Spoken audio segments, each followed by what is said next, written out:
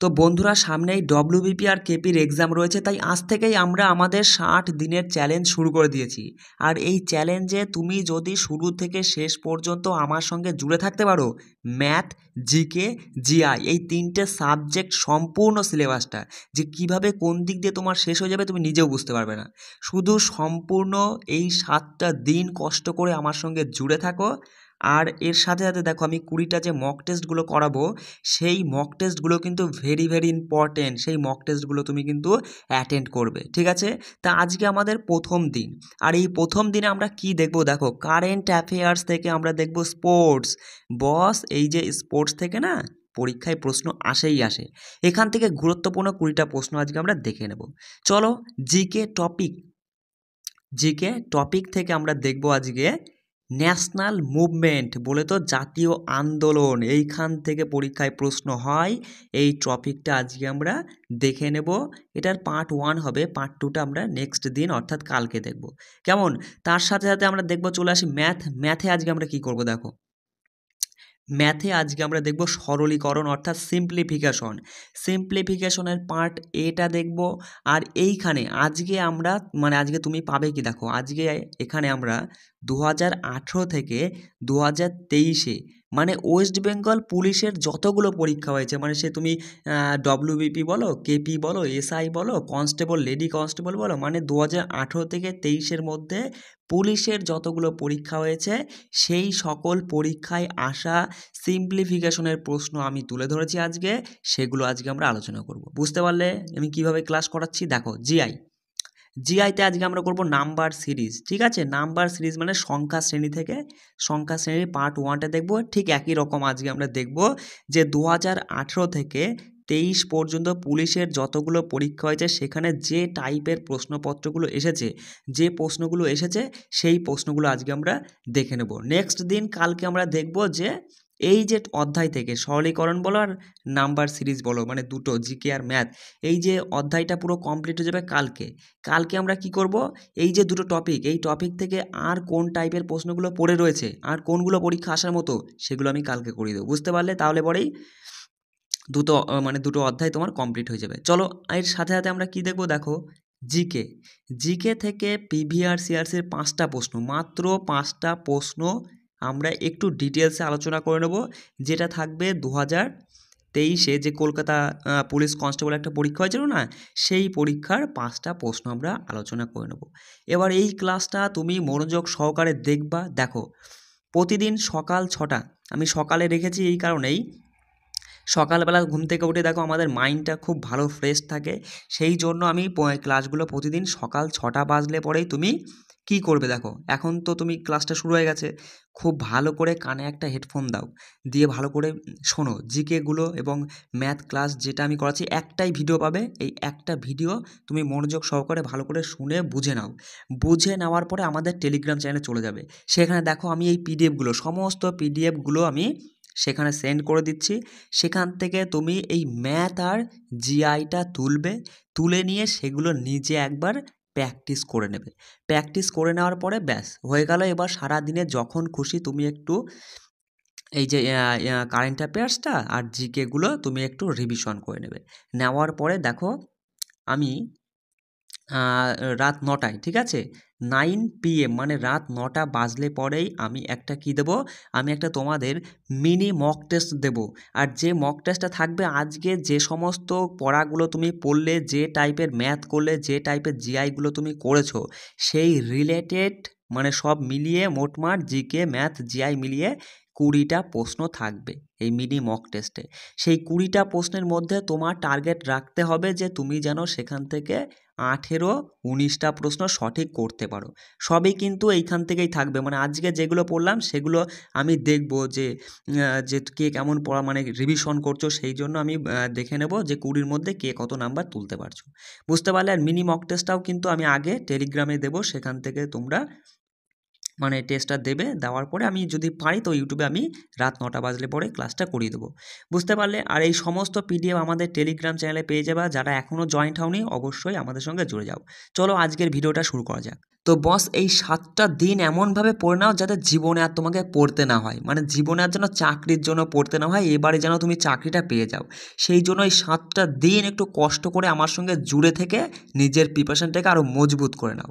চলো আজকে আমরা স্পোর্টস থেকে 20টা প্রশ্ন দেখবো। দেখো প্রথম প্রশ্ন বলছে যে কোন দল আইপিএল 2024-এর শিরোপা জিতেছে? একদম ইজি একটা প্রশ্ন, তুমি সঙ্গে সঙ্গে বলবে আইপিএল 2024-এর কাপটা তুলে নিয়েছে Kolkata Knight Riders. Kolkata Knight Riders IPL 2024-এর শিরোপাটা জিতে নিয়েছে। এবার এই যে দাদা আইপিএল বলে তো ইন্ডিয়ান প্রিমিয়ার লিগ, এটা মাথায় রাখবে। আইপিএলের ফুল ফর্ম কি? ইন্ডিয়ান প্রিমিয়ার লিগ, ঠিক আছে? তা এই যে ইন্ডিয়ান প্রিমিয়ার লিগ 2024-এ যেটা হলো সেটা কততম ছিল? এটা 17তম সংস্করণ। কততম? 17তম। কোথায় হয়েছে? ভারতে হয়েছে। কতগুলো দল অংশগ্রহণ করেছিল? 10টি দল অংশগ্রহণ করেছিল। মোট কতগুলো ম্যাচ হয়েছিল বলো তো? 74টা মোট ম্যাচ হয়েছিল। আচ্ছা তাহলে কে জিতেছে আইপিএল 2024-এ? Kolkata Knight Riders. বুঝতেই পারছো যে কলকাতা নাইট রাইডার্স আইপিএল 2024-এর শিরোপা জিতলো। এটা ছিল 17তম, মানে এবছরে ভারতেই হয়েছে। 10খানা দল অংশগ্রহণ করেছিল, 74টা ম্যাচ হয়েছিল। রানার্স আপ কে ছিল? সানরাইজার্স হায়দ্রাবাদ। রানার্স আপ কে ছিল? সানরাইজার্স হায়দ্রাবাদ।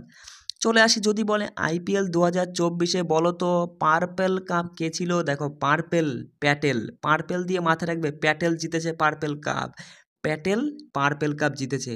আচ্ছা পার্পেল কাপ মানে সব থেকে বেশি উইকেট, হর্ষল প্যাটেল। বোঝা গেল? যদি বলে অরেঞ্জ কাপ কে জিতেছে? অরেঞ্জ কাপ মানে তো জানোই যে সব থেকে বেশি রান। আর এই কথাটা মাথায় আসলেই তোমার অ্যান্সার চলে আসবে বিরাট কোহলির উপরে, তাই না? 741। যদি বলে আইপিএল 2024-এ ফেয়ার প্লে পুরস্কার কে জিতেছে? সানরাইজার্স হায়দ্রাবাদ। মাথায় রাখবে। তাহলে ফেয়ার প্লে পুরস্কার জিতেছে সানরাইজার্স হায়দ্রাবাদ। আচ্ছা আইপিএল 2024-এর ফাইনাল ম্যাচটা কোথায় খেলা হয়েছে বলো তো? চেন্নাইয়ের চিদাম্বরম স্টেডিয়ামে। মাথায় রাখবে আইপিএল 2024-এর ফাইনাল ম্যাচটা চেন্নাইয়ের চিদাম্বরম স্টেডিয়ামে খেলা হয়েছিল। চলো প্রথম প্রশ্নটা আমাদের কমপ্লিট। দ্বিতীয় প্রশ্ন কি বলছে দেখো, বলছে কোন দল 2024 সালের রঞ্জি ট্রফির শিরোপা জিতেছে? আচ্ছা 2024-এ রঞ্জি ট্রফি জিতেছে দাদা মুম্বাই। কে জিতেছে? মুম্বাই 2024-এ বিদর্ভকে হারিয়ে। তাহলে মুম্বাই কাকে হারিয়ে? বিদর্ভকে হারিয়ে 169 রান করে রঞ্জি ট্রফিটা জিতে নিয়েছে মুম্বাই। বোঝা গেল? 3 নম্বর প্রশ্ন দেখো কি বলছে, এপ্রিল 2024-এর জন্য আইসিসি মহিলা খেলোয়াড়ের সেরা পুরস্কার কে জিতেছে? তাহলে এপ্রিল 2024 অনুযায়ী আইসিসি মহিলা খেলোয়াড় এর সেরা পুরস্কার জিতেছে হেইলি ম্যাথিউস। মাথায় রাখবে হেইলি ম্যাথিউস। চলো পরের পয়েন্টে দেখো যে এপ্রিল 2024-এ ICC men's player of the month নির্বাচিত হয়েছেন মোহাম্মদ ওয়াসিম। মোহাম্মদ ওয়াসিম আইপিএল 2024-এ men's player of the month হিসাবে নির্বাচিত হয়েছে। আর যদি বলে ICC women's player of the month নির্বাচিত হয়েছেন হেইলি ম্যাথিউস। মেন্স বললে মোহাম্মদ ওয়াসিম আর ওমেন্স বললে হেইলি ম্যাথিউস। চলো 4 নম্বর প্রশ্নটা দেখো কি বলছে। বলছে যে কে 2024 সালের ইতালিয়ান ওপেন টেনিস টুর্নামেন্টের মহিলা একক শিরোপা জিতেছে? তাহলে মাথায় রাখবে ইগা সুয়াতেক। কি বললাম? Iga Swiatek. তিনি 2024-এ Italian Open tennis tournament. Italian, দেখো এই কথার মধ্যে দিয়ে প্রশ্ন দিয়ে অ্যান্সারটাকে মাথায় রাখার চেষ্টা করবে। ইতালিয়ান ইগা ওপেন টেনিস টুর্নামেন্ট মহিলার একক শিরোপা জিতে গেছে। বুঝতে পারলে? মানে এইভাবে নিজের ব্রেনটাকে খাটিয়ে তুমি যেভাবে পারো মুখস্থ করো। মুখস্থ রাখাটা আমার হচ্ছে কথা, যে তুমি প্রশ্নগুলো মাথায় রাখবে। এবার কীভাবে রাখবে সেটা তোমার উপর ডিপেন্ড করে। 5 নম্বর প্রশ্ন কি বলছে দেখো, কোন দল 2024 সালে ডব্লিউপিএল মানে ওম্যান্স প্রিমিয়ার লিগ মানে যেটা হচ্ছে মহিলাদের যে আইপিএল আমরা খেলি না, আইপিএলটা কি ইন্ডিয়ান প্রিমিয়ার লিগ যেটা পুরুষদের, আর ডব্লিউপিএল যেটা হচ্ছে মহিলাদের, এটা 2023 সাল থেকে চালু হয়েছে। মাথায় রাখবে। আর এবছর এটা দ্বিতীয় মরশুম, মানে এটা 2023 চালু হয়েছে, এটা দ্বিতীয়তম সংস্করণ আমরা বলতে পারি। তা এই দ্বিতীয়তম সংস্করণে বা মরশুমে শিরোপাটা কারা জিতলো, কোন দল জিতলো? রয়্যাল চ্যালেঞ্জার্স ব্যাঙ্গালোর জিতলো WPL 2024-এ। আর যদি বলতো 23-এ কে জিতেছে, দেখো 23-এ মুম্বাই ইন্ডিয়ান্স জিতেছিল। তা চলো দেখো পয়েন্টগুলো মাথায় রাখবে যে দিল্লি ক্যাপিটালসকে হারিয়ে, কাকে? দিল্লিকে হারিয়ে জয়লাভ করলো রয়্যাল চ্যালেঞ্জার ব্যাঙ্গালোর। আচ্ছা, ফাইনাল ম্যাচটা কোথায় খেলা হয়েছিল বলো তো? এই যে WPL ফাইনাল ম্যাচটা খেলা হয়েছিল নিউ দিল্লির অরুণ জেটলি স্টেডিয়ামে। কোথায়? নিউ দিল্লির অরুণ জেটলি স্টেডিয়ামে WPL এর ফাইনাল ম্যাচ খেলা হয়েছিল। আচ্ছা, এটা হচ্ছে দ্বিতীয়তম সংস্করণ। আচ্ছা, এই WPL এ পার্পেল কাপ কে জিতেছে? পার্পেল মানে সব থেকে বেশি উইকেট, মাথায় রাখবে পার্পেল পাতিল। কোন পাতিল? শ্রেয়াঙ্কা পাতিল। শ্রেয়াঙ্কা পাতিল তিনি পার্পেল কাপ জিতেছেন। অরেঞ্জ কাপ, অরেঞ্জ কাপ মানে সব থেকে বেশি রান করেছে এলিস পেরি, মাথায় রাখবে অরেঞ্জ এলিস পেরি, ঠিক আছে। আর WPL 2023-এর বিজয়ী মুম্বাই ইন্ডিয়ান্স, এটা তো আমরা দেখলামই। চলো পরের প্রশ্নটা কি বলছে দেখো, কোন দল 2024 সালে থমাস কাপ শিরোপা জিতেছে? থমাস বা টমাস, ঠিক আছে, মাথায় রাখবে থমাসই আসে অনেক সময়। হ্যাঁ, যে থমাস কাপের শিরোপা জিতলো কোন দল 2024-এ? চীন জিতেছে, মাথায় রাখবে যে 2024 সালে চীন থমাস কাপের শিরোপাটা জিতে নিয়েছে। আচ্ছা, পুরুষ থমাস কাপ 2024 এবং মহিলা উবের কাপ 2024 উভয়ই কিন্তু চীনা ব্যাডমিন্টন দল জিতেছে। মানে এখান থেকে আমরা কি বুঝতে পারলাম? এই যে থমাস কাপ আর উবের কাপ দুটোই ব্যাডমিন্টনের সঙ্গে যুক্ত, আর এই দুটোই, একটা পুরুষ থমাস কাপ 2024-এ পুরুষটা, আর উবের কাপ মহিলাদের উবের কাপ, এই দুটো কিন্তু চীনারাই জিতেছে, মানে চীনই জিতেছে, বুঝতে পারলে? আর এই দুটো কাপই আমরা দেখতেই পারলাম যে চীনা ব্যাডমিন্টন বলছে, তার মানে এই থমাস কাপ আর উবের কাপ দুটোই ব্যাডমিন্টনের সাথে যুক্ত। চলো দেখো পরের পয়েন্টটা কি বলছে, 1 মিনিট। হ্যাঁ, বলছে থমাস কাপ আর উবের কাপ প্রতি 2 বছর অন্তর অনুষ্ঠিত হয়, মাথায় রাখবে। এবং বিশ্ব ব্যাডমিন্টন নিয়ন্ত্রণ সংস্থা ব্যাডমিন্টন ওয়ার্ল্ড ফেডারেশন দ্বারা আয়োজিত হয়। কি বললাম? থমাস কাপ এবং উবের কাপ প্রতি 2 বছর অন্তর অনুষ্ঠিত হয় এবং বিশ্ব ব্যাডমিন্টন নিয়ন্ত্রক সংস্থা ব্যাডমিন্টন ওয়ার্ল্ড ফেডারেশন দ্বারা আয়োজিত হয়। আচ্ছা, চীন ইন্দোনেশিয়াকে হারিয়ে থমাস কাপ জিতেছে, তাহলে এবছরে চীন কোন দেশকে হারিয়ে থমাস কাপ জিতেছে? ইন্দোনেশিয়াকে হারিয়ে। থমাস কাপে ভারতসহ 16টি দল অংশগ্রহণ করেছিল, তাহলে এবছরে থমাস কাপে ভারতসহ কয়টি দল অংশগ্রহণ করেছিল? 16টি দল অংশগ্রহণ করেছিল। আচ্ছা, ভারতীয় দল 2022 সালে থাইল্যান্ডের ব্যাংককে অনুষ্ঠিত থমাস কাপ জিতেছিল। তাহলে ভারতীয় দল কবে থমাস কাপ জিতেছিল? 2022-এ। আর 2022-এ যে ভারতীয় দল থমাস কাপ জেতে, সেটা কোথায় হয়েছিল? সেটা থাইল্যান্ডের ব্যাংককে হয়েছিল। চলো পরের প্রশ্ন বলছে, কে ফ্রেঞ্চ ওপেন 2024 মহিলা একক শিরোপা জিতেছে? মাথায় রাখবে ফ্রেঞ্চ ওপেন 2024-এ মহিলা একক শিরোপা জিতেছে ইগা সুয়াতেক। কি বললাম? ইগা সুয়াতেক তিনি 2024-এ ফ্রেঞ্চ ওপেন মহিলা একক শিরোপা জিতেছে। আচ্ছা, ফ্রেঞ্চ ওপেন 2024-এ পুরুষ একক শিরোপা জিতেছেন কার্লেস আলকারজ। হ্যাঁ, মাথায় রাখবে কার্লেস আলকারাজ, হ্যাঁ, যিনি স্পেনের বাসিন্দা। ঠিক আছে, কি বললাম যে ফ্রেঞ্চ ওপেন 2024-এ পুরুষ একক শিরোপা জিতেছে কার্লেস আলকারাজ, যিনি হচ্ছেন স্পেনের বাসিন্দা। চলো পরের পয়েন্টে দেখো। আচ্ছা, যদি বলে ফ্রেঞ্চ ওপেন 2024-এ পুরুষদের ডবল শিরোপা কারা জিতেছেন? মার্সেলো আরেভালো আর হচ্ছে মেট পাভিক। কি বললাম? মার্সেলো আরেভালো আর মেট পাভিক, এরা হচ্ছে পুরুষদের ডবল জিতেছে। আর ফ্রেঞ্চ ওপেন 2024-এ মহিলাদের ডবলসে কারা জিতেছে? কোকো গফ আর হচ্ছে ক্যাটেরিনা সিনিয়াকোভা। এই নামগুলো একটু খটকা লাগলেও মুখস্থ রাখবে কিন্তু, ঠিক আছে, পরীক্ষায় দিতেই পারে। তাহলে ফ্রেঞ্চ ওপেন 2024-এ মহিলাদের ডবল জিতেছে কোকো গফ আর ক্যাটেরিনা সিনিয়াকোভা। চলো পরের প্রশ্ন বলছে, কোন দেশ 2025 সালে জুনিয়র হকি বিশ্বকাপের আয়োজন করবে? ভারত। কোন দেশ? ভারত 2025 সালে জুনিয়র হকি বিশ্বকাপের আয়োজন করবে। আচ্ছা, সর্বশেষ জুনিয়র বিশ্বকাপ 2023 সালে হয়েছিল, কোথায় হয়েছিল? সেটা হয়েছিল কুয়ালালামপুরে। কোথায়? কুয়ালালামপুরে খেলা হয়েছিল, যেখানে জার্মানি ফাইনালে ফ্রান্সকে হারিয়ে শিরোপা জিতেছিল। তাহলে এর আগে 2023 সালে জুনিয়র বিশ্বকাপ হয়েছিল কুয়ালালামপুরে, আর এই 2023-এর জুনিয়র বিশ্বকাপে কোন দল জিতেছিল? জার্মানি জিতেছিল। কাকে হারিয়ে? ফ্রান্সকে হারিয়ে। আচ্ছা মাথায় রাখবে যে ভারত এর আগে 2013-তে, 16-তে আর 21-এ 3বার এই টুর্নামেন্টটি জিতেছে, মানে আয়োজন করে, সরি জিতেছে নয়, আয়োজন করেছে, আর জিতেছে একবার 2016 সালে চ্যাম্পিয়ন হয়েছিল। ঠিক আছে, ভারতে তাহলে 3বার অনুষ্ঠিত হয়েছিল জুনিয়র বিশ্বকাপ, আর 25-এ তো এবার তো হবে ভারতে।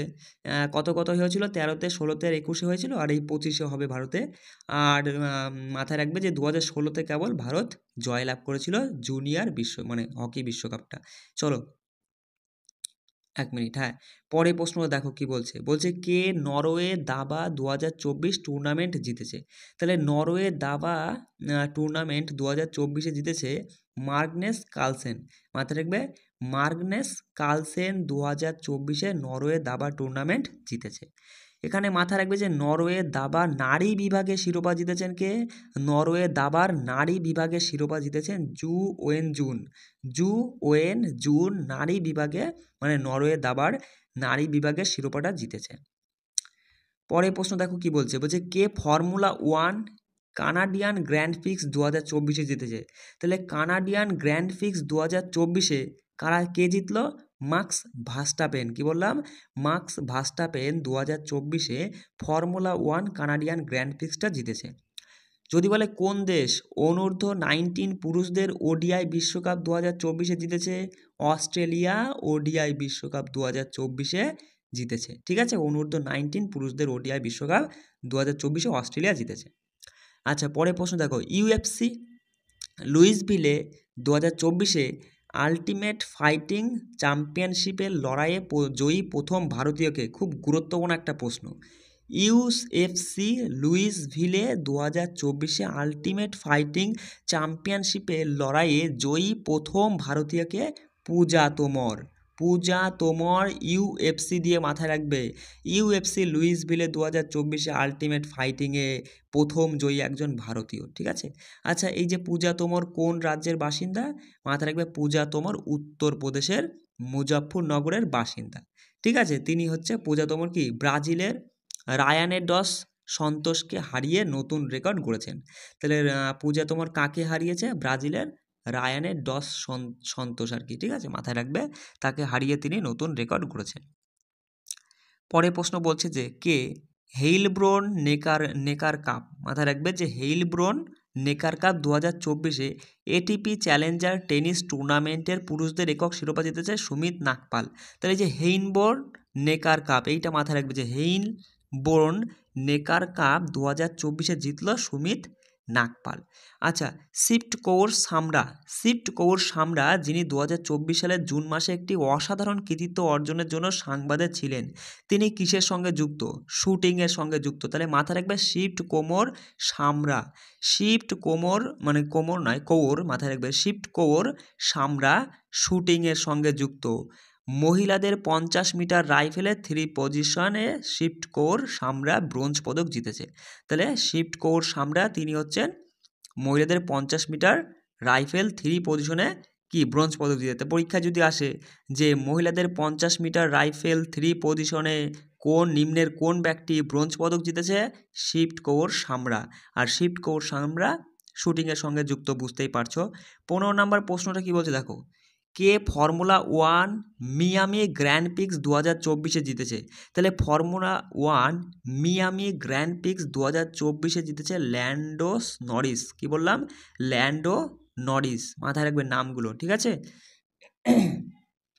পরে প্রশ্ন দেখো, বলছে যে আন্তর্জাতিক ক্রিকেটে 600টি ছক্কা মেরে বিশ্বের প্রথম ব্যাটসম্যান রোহিত শর্মা। বোঝাই যাচ্ছে আন্তর্জাতিক ক্রিকেটে 600টি ছক্কা মেরে বিশ্বের প্রথম ব্যাটসম্যান রোহিত শর্মা। 2024 সালের জুন মাসে একটি অসাধারণ কৃতিত্ব অর্জনের জন্য খবরে দেখা যায় সবরজোৎ সিংকে। মাথায় রাখবে নামটা, সবরজোৎ সিং। কিসের সঙ্গে যুক্ত? কোন খেলার সঙ্গে যুক্ত? শুটিংয়ের সঙ্গে যুক্ত সবরজিৎ সিং। তিনি আইএসএসএফ, কি বললাম? এই যে সবরজিৎ সিং আইএসএসএফ বিশ্বকাপ 2024-এ পুরুষদের 10 মিটার রিয়ার পিস্তল ইভেন্টে স্বর্ণপদক জিতেছেন। পরীক্ষায় যদি আসে নিম্নের কোন ব্যক্তি পুরুষদের 10 মিটার এয়ার পিস্তল ইভেন্টে স্বর্ণপদক জিতেছেন? মাথায় রাখবে সবরজিৎ সিং। চলো আর দুটো তিনটে প্রশ্ন দেখে নেব যে এশিয়ান যুব প্যারা গেমস 2025 কোন দেশ আয়োজন করবে। মাথায় রাখবে, খুব ভালো পয়েন্ট, মানে প্রশ্ন, এশিয়ান যুব প্যারা গেমস 2025-এ উজবেকিস্তান আয়োজন করবে। কোন দেশ? উজবেকিস্তান আয়োজন করবে। কোন খেলোয়াড় সম্প্রতি 2023 সালে ICC ODI player of the year হিসাব মানে পুরস্কারে পুরস্কৃত হয়েছেন? বিরাট কোহলি। মাথায় রাখবে, বিরাট কোহলি, যিনি 2023 সালে ICC ODI player of the year পুরস্কার পেয়েছেন। লাস্ট প্রশ্ন দেখো, কারেন্ট অ্যাফেয়ার্সের শেষ প্রশ্নটা বলছে, কে ফর্মুলা 1 জাপানিজ গ্র্যান্ড প্রিক্স 2024-এ জিতেছে? Max Verstappen. খুব ভালো পয়েন্ট কিন্তু, মানে ভালো প্রশ্ন আর কি। মাথায় রাখবে, ফর্মুলা 1 জাপানিজ গ্র্যান্ড প্রিক্স, তথ্যটা মাথায় রাখবে। কোন grand prix? Japanese Grand Prix 2024-এ জিতেছে মার্কস ভার্স্টাপেন। চলো, কারেন্ট অ্যাফেয়ার্স আজকে এগুলো কিন্তু এক্ষুনি রিভিশন ভালো করে শুনে রিভিশন করে নাও। আমরা এবার দেখব জিকে টপিক। চলো, এবার আমরা জিকে টপিক থেকে জাতীয় আন্দোলনের প্রথম পার্টটা দেখে নেব। আর একটা পার্ট হবে যেটা আমরা আগামীকাল আলোচনা করব। একটা পয়েন্ট বস ভালো করে মাথায় রাখবে, খুব মনোযোগ সহকারে শুনবে। প্রথম পয়েন্ট কি বলছে দেখো, বলছে স্বদেশী আন্দোলন 7ই আগস্ট 1905 সালে শুরু হয়। তাহলে স্বদেশী আন্দোলন কবে শুরু হয়? 1905 সালে, 7ই আগস্ট। আচ্ছা, এই 1905 কথাটা মাথায় আসার সঙ্গে সঙ্গে তুমি মাথায় চলে আসবে যে বঙ্গভঙ্গ হয়েছিল 1905-এ, তাই না? তাহলে 1905-এ 7ই আগস্ট হয়, এই ডেটটাও মাথায় রাখবে, 7ই আগস্ট স্বদেশী আন্দোলন শুরু হয়। আর এই 1905-এ বঙ্গভঙ্গ কিন্তু হয়েছিল। তা এই যে স্বদেশী আন্দোলনের মূল কারণটা কী ছিল, কেন হয়েছিল? এই স্বদেশী আন্দোলনের মূল কারণটা ছিল যে বঙ্গভঙ্গের বিরোধিতা করা। কি বললাম? স্বদেশী আন্দোলনের মূল কারণ ছিল বঙ্গভঙ্গের বিরোধিতা করা। এই আন্দোলনের মূল স্লোগানটা কী ছিল? এই আন্দোলনের মূল স্লোগানটা ছিল যে ব্রিটিশ পণ্যকে বন্ধ করতে হবে এবং আমাদের স্বদেশী পণ্য গ্রহণ করতে হবে। এটাই ছিল স্বদেশী আন্দোলনের মূল স্লোগান। এবার মাথায় রাখবে, এই আন্দোলনের সময়, মানে এই স্বদেশী আন্দোলনের সময়ই এই পিঙ্গালি ভেঙ্কাইয়া, যিনি কী করেছেন, আমাদের ভারতের যে জাতীয় পতাকার নকশা তৈরি করেছেন, কিন্তু এই যে জাতীয় পতাকা ত্রিবর্ণ রঞ্জিত ভারতের যে জাতীয় পতাকার নকশা, এই নকশা তৈরির পরিকল্পনা করেছিলেন কিন্তু এই স্বদেশী আন্দোলনের সময়। পরীক্ষায় প্রশ্ন যদি আসে যে পিঙ্গালি ভেঙ্কাইয়া ভারতের ত্রিবর্ণ রঞ্জিত জাতীয় পতাকার নকশা তৈরির পরিকল্পনা করেছিল নিম্নের কোন আন্দোলনের সময়? স্বদেশী আন্দোলনের সময়। বোঝা গেল? চলো দেখো, পরের পয়েন্ট বলছে যে গোপাল কৃষ্ণ গোখলের অনুরোধে মহাত্মা গান্ধী 1915 সালে 9ই জানুয়ারি দক্ষিণ আফ্রিকা থেকে ভারতে ফিরে আসেন। তাহলে কার অনুরোধে? গোপাল কৃষ্ণ গোখলের অনুরোধে মহাত্মা গান্ধী কত সালে? 1915 সালে। এবার এই ডেটটাও মাথায় রাখবে, 1915 সালে 9ই জানুয়ারি মহাত্মা গান্ধী দক্ষিণ আফ্রিকা থেকে ভারতে ফিরে আসেন। তাহলে মহাত্মা গান্ধী কত সালে দক্ষিণ আফ্রিকা থেকে ভারতে ফিরে আসে? 1915 সালে। কার অনুরোধে ফিরে এসেছিল? গোপাল কৃষ্ণ গোখলের অনুরোধে। চলো, পরের পয়েন্ট বলছে যে ভারত সভা 1886 সালে কলকাতা অধিবেশনের মাধ্যমে ভারতীয় জাতীয় কংগ্রেসের সাথে একীভূত হয়। তাহলে ভারত সভা কত সালে এবং কোন অধিবেশনের মাধ্যমে ভারতীয় জাতীয় কংগ্রেসের সাথে একীভূত হয়েছিল? 1886 সালে কলকাতায় যে অধিবেশন হয়, সেই কলকাতা অধিবেশনে তোমার ভারত সভা ভারতীয় জাতীয় কংগ্রেসের সাথে জুড়ে যায়, একীভূত হয় অর্থাৎ জুড়ে যায়। বোঝা গেল? এবার দেখো, এই 1886 সালে কলকাতা অধিবেশনে ভারতীয় জাতীয় কংগ্রেসের সভাপতিত্ব করেছিলেন কে? দাদাভাই নওরোজি। মাথায় রাখবে যে 1886 সালে কলকাতা অধিবেশন হয়, আর সেই অধিবেশনে ভারতের জাতীয় কংগ্রেসের সভাপতিত্ব করেছিলেন দাদাভাই নওরোজি। এবার এই যে ভারত সভা, মাথায় রাখবে, ভারত সভা 1876 সালে সুরেন্দ্রনাথ বন্দ্যোপাধ্যায় এবং আনন্দমোহন বসুর সমর্থনে প্রতিষ্ঠিত হয়েছিল। তাহলে ভারত সভা কত সালে প্রতিষ্ঠিত হয়? 1876 সালে। কার মানে সমর্থনে? সুরেন্দ্রনাথ বন্দ্যোপাধ্যায় আর আনন্দমোহন বসুর সমর্থনে প্রতিষ্ঠিত হয়েছিল। ঠিক তার 10 বছর পরে 86-তে গিয়ে জাতীয় কংগ্রেসের সাথে একীভূত হয়ে গিয়েছিল। বোঝা গেল? চলো, পরের পয়েন্টটা দেখো কি বলছে। বলছে রাওলাট আইনটি কালো বিল নামে পরিচিত। তাহলে কোন আইনকে কালো বিল বলা হয়? রাওলাট আইনকে কালো বিল বলা হয়। 1919 সালে এই আইনটি পাশ হয়। তাহলে রাওলাট আইন 1919 সালে পাশ হয়। আচ্ছা, এই আইন তৈরির সময় ভারতের গভর্নর জেনারেল কে ছিলেন? Lord Chelmsford. মাথায় রাখবে, রাওলাট আইনকে কালো বিল বলে, যেটা 1919 সালে পাশ হয়, আর এই আইন তৈরির সময় ভারতের গভর্নর ছিলেন লর্ড চেমস্ফোর্ড। চলো বলছে দেখো, 1916 সালে এপ্রিলে বাল গঙ্গাধর তিলক বেলেগাঁওতে হোম রুল লীগের প্রতিষ্ঠা করে। তাহলে তোমার যদি পরীক্ষায় বলে যে হোম রুল লীগের প্রতিষ্ঠা করেন কে? বাল গঙ্গাধর তিলক। কোথায়? বেলেগাঁওতে। কত সালে? 1916 সালে। যদি বলে বেলেগাঁও অধিবেশন কবে হয়, এই 1916 কিন্তু মাথায় রাখবে, ঠিক আছে।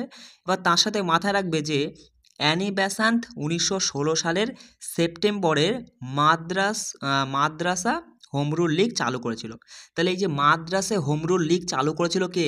Annie Besant. কত সালে? 1916 সালে। কেমন? আচ্ছা, হোম রুল আন্দোলন ছিল প্রথম বিশ্বযুদ্ধের ভারতীয় প্রতিক্রিয়া। মাথায় রাখবে, হোম রুল আন্দোলন ছিল প্রথম বিশ্বযুদ্ধের ভারতীয় একটা প্রতিক্রিয়া। জওহরলাল নেহেরু, মোহাম্মদ আলী জিন্নাহ, মদন মোহন মালব্য, চিত্তরঞ্জন দাস সকলেই এই হোম রুল আন্দোলনের সঙ্গে যুক্ত ছিলেন। পরীক্ষায় প্রশ্ন আসবে, নিম্নের কোন ব্যক্তি হোম রুল আন্দোলনের সঙ্গে যুক্ত ছিলেন বা ছিলেন না, এরকম প্রশ্ন আসতেই পারে। তুমি এই নামগুলো মাথায় রাখবে: বাল গঙ্গাধর তিলক, অ্যানি বেসান্ট, জওহরলাল নেহেরু, মোহাম্মদ আলী জিন্নাহ, মদন মোহন মালব্য আর চিত্তরঞ্জন দাস। এই কটা নাম মাথায় রাখলেই ব্যাস, যে এরা সকলেই হোম রুল আন্দোলনের সঙ্গে যুক্ত ছিল। আর এই পয়েন্টটা মাথায় রাখবে যে Annie Besant মাদ্রাসে home rule League চালু করেছিল, ঠিক আছে। আর সবার প্রথমে হোম রুল লীগের প্রতিষ্ঠা করেছিল কে? বাল গঙ্গাধর তিলক, ঠিক আছে, বেলেগাঁওতে। চলো পরের পয়েন্ট দেখো, বলছে মরলে মিন্টো সংস্কার কত সালে হয়? মরলে মিন্টো সংস্কার 1909। আর যেটা ব্রিটিশ ভারতে সাম্প্রদায়িক প্রতিনিধিত্বের জন্য প্রদান করে। তাহলে ব্রিটিশ ভারতে সাম্প্রদায়িক প্রতিনিধিত্বের জন্য নিম্নের কোন সংস্করণটি প্রদান করে বা কোন আইনটি প্রদান করা হয়েছিল, এরকম প্রশ্ন আসলে উত্তর করবে মরলে মিন্টো সংস্কার 1909। আচ্ছা, লর্ড মিন্টোকে ভারতীয় সাম্প্রদায়িক নির্বাচনের জনক বলা হয়। তাহলে বলো, ভারতীয় সাম্প্রদায়িক নির্বাচনের জনক বলা হয় কাকে? লর্ড মিন্টোকে, ঠিক আছে, মাথায় রাখবে। চলো বলছে দেখো, মোহাম্মদ আলী জিন্নাহ স্বাধীনতা পূর্ব ভারতে কেন্দ্রীয় আইনসভার স্বরাজ্য পার্টিকে সমর্থন করেছিল। কি বললাম? মোহাম্মদ আলী জিন্নাহ স্বাধীনতা পূর্ব ভারতে কেন্দ্রীয় আইনসভার স্বরাজ্য পার্টিকে সমর্থন করেছিল। নিম্নের কোন ব্যক্তি, পরীক্ষা প্রশ্ন আসবে যে নিম্নের কোন ব্যক্তি স্বাধীনতা পূর্ব ভারতে কেন্দ্রীয় আইনসভার স্বরাজ্য পার্টিকে সমর্থন করেছিল? মোহাম্মদ আলী জিন্নাহ। মাথায় রাখবে, 1923 সালে চিত্তরঞ্জন দাস ও মতিলাল নেহরু স্বরাজ পার্টি গঠন করেছিল। তাহলে এই যে স্বরাজ পার্টি কবে গঠিত হয়? 1923 সালে। কার কার দ্বারা? চিত্তরঞ্জন দাস আর মতিলাল নেহরুর দ্বারা। চল পরের পয়েন্ট দেখো কি বলছে, যে 1916 সালে ভারতীয় জাতীয় কংগ্রেস ও অল ইন্ডিয়া মুসলিম লীগের মধ্যে লখনৌ চুক্তি স্বাক্ষরিত হয়। এটা একটা ভালো পয়েন্ট, মাথায় রাখবে যে লখনৌ চুক্তি কবে স্বাক্ষরিত হয়? 1916 সালে। কাদের মধ্যে? ভারতীয় জাতীয় কংগ্রেস আর অল ইন্ডিয়া মুসলিম লীগের মধ্যে। মাথায় রাখবে যে লখনৌ চুক্তি স্বাক্ষরিত হয়েছিল। এবার এই পয়েন্টটা গুরুত্বপূর্ণ, মাথায় রাখবে। দেখো, এটা কিন্তু সবাই জানে যে ভারতের জাতীয় কংগ্রেস আর মুসলিম লীগের মধ্যে 1916-তে লখনৌ চুক্তি স্বাক্ষরিত হয়েছিল। কিন্তু পরীক্ষায় এমন প্রশ্ন আসবে যে লখনৌ চুক্তির সময় ভারতের জাতীয় কংগ্রেসের নেতৃত্বে ছিলেন কোন ব্যক্তি? মাথায় রাখবে, মারাঠা নেতা বাল গঙ্গাধর তিলক ছিলেন লখনৌ চুক্তির সময় ভারতের জাতীয় কংগ্রেসের নেতৃত্বে ছিলেন। আর মুসলিম লীগের নেতৃত্বে ছিলেন মোহাম্মদ আলী জিন্নাহ, ঠিক আছে, খুব ভালো পয়েন্ট। চলো পরের পয়েন্ট বলছে যে ভারতীয় আইনসভা মন্টেগু চেমস্ফোর্ড সংস্কার, যেটা 1919, এই মন্টেগু চেমস্ফোর্ড সংস্কার দ্বারা দ্বিকক্ষীয় হয়। কি বললাম? ভারতীয় আইনসভা মন্টেগু চেমস্ফোর্ড সংস্কার 1919-এর দ্বারা দ্বিকক্ষীয় হয়। তাহলে পরীক্ষায় প্রশ্ন আসবে যে ভারতীয় আইনসভা নিম্নের কোন আইনের দ্বারা দ্বিকক্ষীয় হয়েছিল? 1919-এর মন্টেগু চেমস্ফোর্ড সংস্কার আইনের দ্বারা দ্বিকক্ষীয় হয়েছিল। মানে এই যে ভারতীয় সংবিধানের যে উচ্চকক্ষ নিম্নকক্ষ, মানে লোকসভা রাজ্যসভা, এই দুটো কক্ষে বিভক্ত হয়েছিল 1919 সালে। আর কোন আইনের অনুযায়ী? মন্টেগো চেমস্ফোর্ড সংস্কার এই আইন অনুযায়ী। এবার 1919-এর কথা আসতেই এই যে মাথায় চলে আসবে যে জালিয়ানওয়ালাবাগের হত্যাকাণ্ডের হয়েছিল 1919-এ। আর এই জালিয়ানওয়ালাবাগের হত্যাকাণ্ডের প্রতিবাদে রবীন্দ্রনাথ ঠাকুর নাইট উপাধি ত্যাগ করেছিলেন। বোঝা গেল? চলে আসি পরের পয়েন্ট, বলছে পুনা চুক্তি অনুযায়ী প্রাদেশিক ও কেন্দ্রীয় আইন পরিষদে দলিত শ্রেণীকে সংরক্ষিত আসন দেওয়া হয়েছিল। তাহলে নিম্নের কোন চুক্তি অনুযায়ী প্রাদেশিক ও কেন্দ্রীয় আইন পরিষদে দলিত শ্রেণীকে সংরক্ষিত আসন দেওয়া হয়েছিল? পুনা চুক্তি অনুযায়ী। পুনা চুক্তি কবে হয়? 1932 সালে। কিন্তু ডেটটা মাথায় রাখবে যে 24শে সেপ্টেম্বর। 24শে সেপ্টেম্বর 1932 সালে পুনা চুক্তি হয়েছিল। কার কার মধ্যে? মহাত্মা গান্ধী আর ডক্টর বি.আর. আম্বেদকরের মধ্যেই পুনা চুক্তি স্বাক্ষরিত হয়েছিল 1932-এ। পরে পয়েন্ট দেখো, 1937 সালে কংগ্রেস সরকার 7টি প্রদেশ গঠন করেছিল। তাহলে 1937 সালে কংগ্রেস সরকার কয়টি প্রদেশ গঠন করেছিল? 7টি। মাথায় রাখবে, 7টি। ঠিক আছে। আইন অমান্য আন্দোলন ডান্ডি অভিযানের সাথে শুরু হয়েছিল। তাহলে নিম্নের কোন আন্দোলনটি ডান্ডি অভিযানের সাথে শুরু হয়েছিল? আইন অমান্য আন্দোলনটি ডান্ডি অভিযানের সাথে শুরু হয়েছিল। মহাত্মা গান্ধী 12ই মার্চ 1930 সালে 87 জন লোককে নিয়ে সবরমতী আশ্রম থেকে পদযাত্রা শুরু করেছিল। তাহলে এই যে ডান্ডি পদযাত্রা কত সালে শুরু হয়? 12ই মার্চ 1930 সালে। কতজন লোককে নিয়ে শুরু হয়েছিল এটা? তোমার হচ্ছে 78, মানে 78 জন লোককে নিয়ে শুরু হয়েছিল। কোথা থেকে? সবরমতী আশ্রম থেকে শুরু হয়েছিল। এবং 6ই এপ্রিল 1930 সালে ডান্ডি উপকূলীয় অঞ্চল গুজরাটে গিয়ে পৌঁছেছিল। ঠিক আছে, মাথায় রাখবে যে 6ই এপ্রিল 1930 সালে ডান্ডি উপকূলীয় অঞ্চল গুজরাটে পৌঁছেছিলেন। দেখো পরের পয়েন্ট বলছে যে ভগৎ সিং এবং বি.কে. দত্ত 1929 সালে কেন্দ্রীয় বিধানসভায় বোমা নিক্ষেপ করেছিলেন। তাহলে পরীক্ষায় প্রশ্ন আসবে যে ভগৎ সিং এবং নিম্নের কোন ব্যক্তি 1929 সালে কেন্দ্রীয় বিধানসভায় বোমা নিক্ষেপ করেছিলেন? তাহলে ভগৎ সিং আর বি.কে. দত্ত কত সালে? 1929 সালে কেন্দ্রীয় বিধানসভায় বোমা নিক্ষেপ করেছিলেন। বলছে সাইমন কমিশন ছিল। সাইমন কমিশন ছিল 7 জন ব্রিটিশ পার্লামেন্ট সদস্যের একটি দল। তাহলে সাইমন কমিশন ছিল কতজন ব্রিটিশ পার্লামেন্ট সদস্যের একটি দল? 7 জন ব্রিটিশ পার্লামেন্ট সদস্যের একটি দল। সাইমন কমিশন 1928 সালে ভারতে আসে। তখন ভারতের ভাইসরয় ছিলেন লর্ড আরউইন। মাথায় রাখবে। ঠিক আছে। তাহলে সাইমন কমিশন কতজন ব্রিটিশ পার্লামেন্টের সদস্যের একটি দল ছিল? 7 জন ব্রিটিশ পার্লামেন্ট সদস্যের একটি দল ছিল, যেটা 1928 সালে ভারতে আসে। আর সাইমন কমিশনের হচ্ছে তোমার যখন ভারতে আসে তখন ভারতের ভাইসরয় ছিল লর্ড আরউইন। ঠিক আছে। আচ্ছা, লাহোরে সাইমন কমিশনের বিরুদ্ধে প্রতিবাদ করার কারণে লালা লাজপত রায় শহীদ হয়েছিল। তাহলে পরীক্ষায় প্রশ্ন আসবে এরকম যে সাইমন কমিশনের বিরুদ্ধে প্রতিবাদ করার কারণে নিম্নের কোন ব্যক্তি শহীদ হয়েছিলেন? লালা লাজপত রায়। ঠিক আছে। দেখো পরের পয়েন্ট কি বলছে, দেখো বলছে হিন্দুস্তান রিপাবলিক অ্যাসোসিয়েশন সংগঠিত 1925 সালে উত্তরপ্রদেশের কাকোরি ট্রেন অ্যাকশনের সঙ্গে যুক্ত ছিল। তাহলে এই যে হিন্দুস্তান রিপাবলিক অ্যাসোসিয়েশন, এই সংগঠনটি 1925 সালে উত্তরপ্রদেশের যে কাকোরি ট্রেন ডাকাতি হয়েছিল না, তার সাথে কিন্তু যুক্ত। তাহলে আসবে পরীক্ষায় প্রশ্ন যে নিম্নের কোন সংগঠনটি তোমার হচ্ছে কাকোরি ট্রেন ডাকাতের সঙ্গে সংযুক্ত ছিল? হিন্দুস্তান রিপাবলিক অ্যাসোসিয়েশন, এই সংগঠনটি। ঠিক আছে। এবার মাথায় রাখবে যে হিন্দুস্তান রিপাবলিক অ্যাসোসিয়েশনের প্রধান নেতা ছিল চন্দ্রশেখর আজাদ, রামপ্রসাদ বিসমিল, আশফ উল্লাহ খান, রাজেন্দ্র লাহোরি এবং রোশন সিং।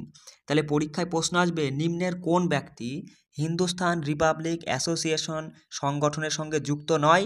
এখান থেকে 3টে দেবে, অন্য একটা দিয়ে দেবে। তাহলে তুমি এখানে মাথায় রাখবে যে এই অ্যাসোসিয়েশনের সঙ্গে যুক্ত ছিলেন চন্দ্রশেখর আজাদ, রামপ্রসাদ বিসমিল, আশফ উল্লাহ খান, রাজেন্দ্র লাহোরি আর রোশন সিং। ঠিক আছে। বলছে দেখো পরের পয়েন্ট, বলছে মহিলা নেত্রী সরোজিনী নাইডু দ্বিতীয় গোলটেবিল বৈঠকে ভারতের প্রতিনিধিত্ব করেন। তাহলে নিম্নের কোন মহিলা নেত্রী ভারত বলবে যে নিম্নের কোন ভারতীয় মহিলা নেত্রী দ্বিতীয় গোলটেবিল বৈঠকে প্রতিনিধিত্ব করেছিলেন? তাহলে সঠিক উত্তর হবে যে সরোজিনী নাইডু। আচ্ছা, প্রথম গোলটেবিল বৈঠক কবে হয়? 1930-এ, দ্বিতীয়টা হয় 31-এ, আর তৃতীয়টা হয় 32-এ। 30, 31, 32, প্রথম, দ্বিতীয়, তৃতীয়। ঠিক আছে, চলো। বলছে সূর্য সেন ভারতের স্বাধীনতা সংগ্রামের সময় চট্টগ্রাম অস্ত্রাগার লুণ্ঠনের সঙ্গে যুক্ত ছিল। তাহলে সূর্য সেন কিসের সঙ্গে যুক্ত? চট্টগ্রাম অস্ত্রাগার লুণ্ঠনের সঙ্গে যুক্ত। আর এই ঘটনাটি কবে ঘটেছিল? 1930 সালে 18ই এপ্রিল ঘটনাটা ঘটেছিল। তাহলে চট্টগ্রাম অস্ত্রাগার লুণ্ঠনের সঙ্গে যুক্ত কে? সূর্য সেন। আর এই ঘটনাটা কবে ঘটে? 1930 সালে 18ই April. Surya Sen Indian Republic army নামে একটি সেনাবাহিনী গঠন করেছিল। তাহলে এই ইন্ডিয়ান রিপাবলিক আর্মি নামে একটা সেনাবাহিনী কে গঠন করেছিল? মাস্টার দা সূর্য সেন। ঠিক আছে, চলো পরের পয়েন্ট দেখো কি বলছে। বলছে নেতাজি সুভাষচন্দ্র বোস 29শে এপ্রিল 1939 সালে কংগ্রেসের সভাপতিত্ব পদ থেকে পদত্যাগ করেন এবং বলছে যে দেখো 1 মিনিট, এটা 3রা হবে, হ্যাঁ ঠিক আছে, 3রা মে। হ্যাঁ, এটা ভুল গেছে যে 3 রাত হয়ে গেছে, একটু মিস্টেক হয়ে গেছে টাইপিংয়ে, একটু বুঝে নাও যে 3রা মে ফরওয়ার্ড ব্লক গঠন করেন। তাহলে কি বললাম যে নেতাজি সুভাষচন্দ্র বোস 29শে এপ্রিল 1939 সালে কংগ্রেসের সভাপতিত্ব পদ থেকে পদত্যাগ করেন এবং সেই বছরই মানে 1939 সালেই 3রা মে ফরওয়ার্ড ব্লক গঠন করে। তাহলে বলো ফরওয়ার্ড ব্লক কে গঠন করেছিল? নেতাজি সুভাষচন্দ্র বসু। আচ্ছা, নেতাজি সুভাষচন্দ্র বসু কত সালে মানে কংগ্রেসের সভাপতিত্ব পদ থেকে পদত্যাগ করে? 1939 সালে 29শে এপ্রিল। আর 1939 সালে সেই বছরই 3রা মে ফরওয়ার্ড ব্লক গঠন করেছিল। পরের পয়েন্ট দেখো কি বলছে। বলছে বিখ্যাত আইএনএ বিচার মামলা 1945 সালে দিল্লির লালকেল্লাতে অনুষ্ঠিত হয়েছিল। তাহলে বিখ্যাত আইএনএ বিচার মামলা কত সালে হয়? 1945 সালে। কোথায় হয়? দিল্লির লালকেল্লাতে অনুষ্ঠিত হয়েছিল।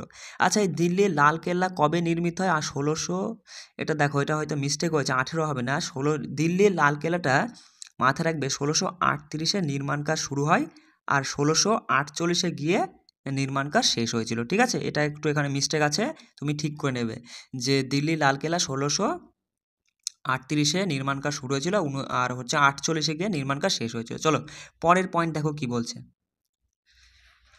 1942 সালে 8ই আগস্ট মহাত্মা গান্ধীর নেতৃত্বে ভারত ছাড়ো আন্দোলন সংগঠিত হয়। তাহলে ভারত ছাড়ো আন্দোলন কবে হয়? 1942 সালে 8ই আগস্ট। এই ডেটটাও কিন্তু মাথায় রাখবে।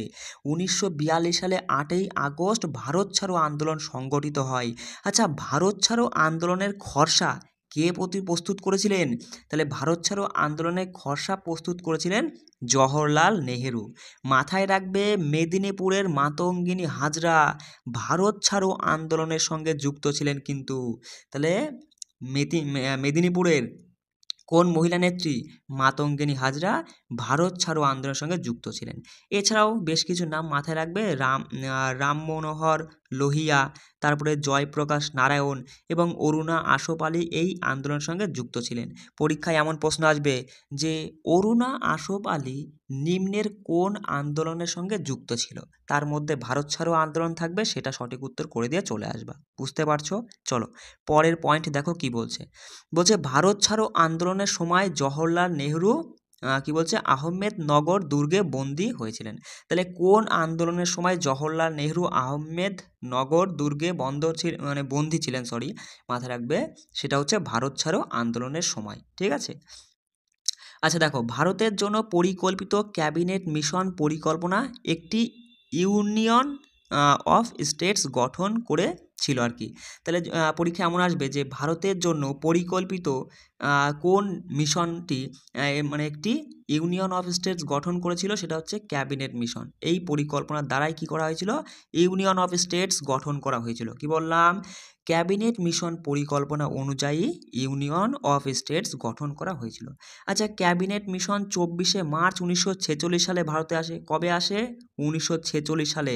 ডেটটাও মাথায় রাখবে, 24শে মার্চ। ক্যাবিনেট মিশন 24শে মার্চ 1946 সালে ভারতে আসে। তখন ভারতের ভাইসরয় কে ছিল বলো? তখন ভারতের ভাইসরয় ছিল লর্ড ওয়েভেল। খুব ভালো একটা পয়েন্ট, যে ক্যাবিনেট মিশন যখন ভারতে এসেছিল তখন ভারতের ভাইসরয় কে ছিলেন? Lord Wavell. কেমন? তার সাথে মাথায় রাখবে যে কংগ্রেসের একমাত্র নেতা সর্দার বল্লভভাই প্যাটেল সম্পূর্ণভাবে ক্যাবিনেট মিশন পরিকল্পনার পক্ষে ছিলেন। তাহলে পরীক্ষায় প্রশ্ন আসবে যে কংগ্রেসের কোন নেতা সম্পূর্ণভাবে ক্যাবিনেট মিশন পরিকল্পনার পক্ষে ছিলেন? সর্দার বল্লভভাই প্যাটেল। ঠিক আছে, চলো বলছি যে দেশ বিভাগের সময় ভারতের দেশীয় রাজ্যের সংখ্যা ছিল কতগুলো? তাহলে দেশ বিভাগের সময় ভারতের দেশীয় রাজ্যের সংখ্যা ছিল 565টি। কেমন? তারপরে পয়েন্ট মাথায় রাখবে যে জিন্নাহর দ্বিজাতি তত্ত্বের বিরোধিতা করেন কে? তাহলে জিন্নাহর দ্বিজাতি তত্ত্বের বিরোধিতা করেন মৌলানা আজাদ। তাহলে জিন্নাহর, দেখো এখানে প্রশ্নটা এমনও আসতে পারে যে দ্বিজাতি তত্ত্বটি কার? মাথায় রাখবে জিন্নাহের। আর এই দ্বিজাতি তত্ত্বের বিরোধিতা করেছিল মৌলানা আজাদ। তারপরের পয়েন্ট কি বলছে দেখো, যে 1945-এর প্রধান ঘটনাগুলো কি? 1945-এ কি হয়েছিল? যে ওয়েভেল প্ল্যান এর ব্যর্থতা, সিমলা সম্মেলন হয়েছিল, আইএনএ ট্রায়াল, এগুলো সবই কিন্তু আইএনএ ট্রায়াল, মাথায় রাখবে এটা 1945-এর একটা ঘটনা। ঠিক আছে, তারপরে প্রশ্ন পয়েন্টে দেখো, বলছে ভারতের স্বাধীনতার সময় ব্রিটিশ রাজা ছিল কে?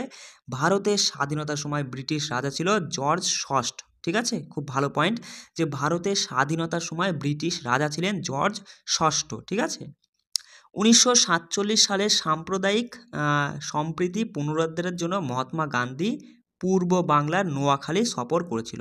তাহলে এখানে এই পয়েন্টটা মাথায় রাখবে যে মহাত্মা গান্ধী কখন পূর্ব বাংলার নোয়াখালী সফর করেছিল?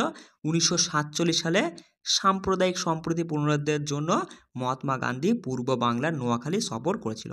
এবার কিছু গুরুত্বপূর্ণ সাল তুলে দিয়েছে, একটু মাথায় রাখার চেষ্টা করবে। দেখো 1915-তে কি ঘটেছিল? 1915-তে, এক মিনিট একটু, আচ্ছা এবার বেশ কিছু গুরুত্বপূর্ণ সাল সম্পর্কে একটু তথ্য নিয়ে নাও।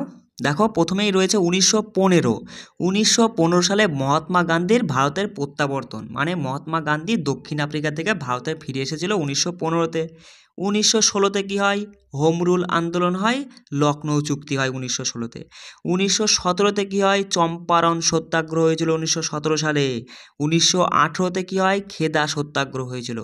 1919-এ রাওলাট আইন, তারপরে খিলাফত আন্দোলন হয়, জালিয়ানওয়ালাবাগের হত্যাকাণ্ড হয়েছিল, সব 1919-এ, মাথায় রাখবে।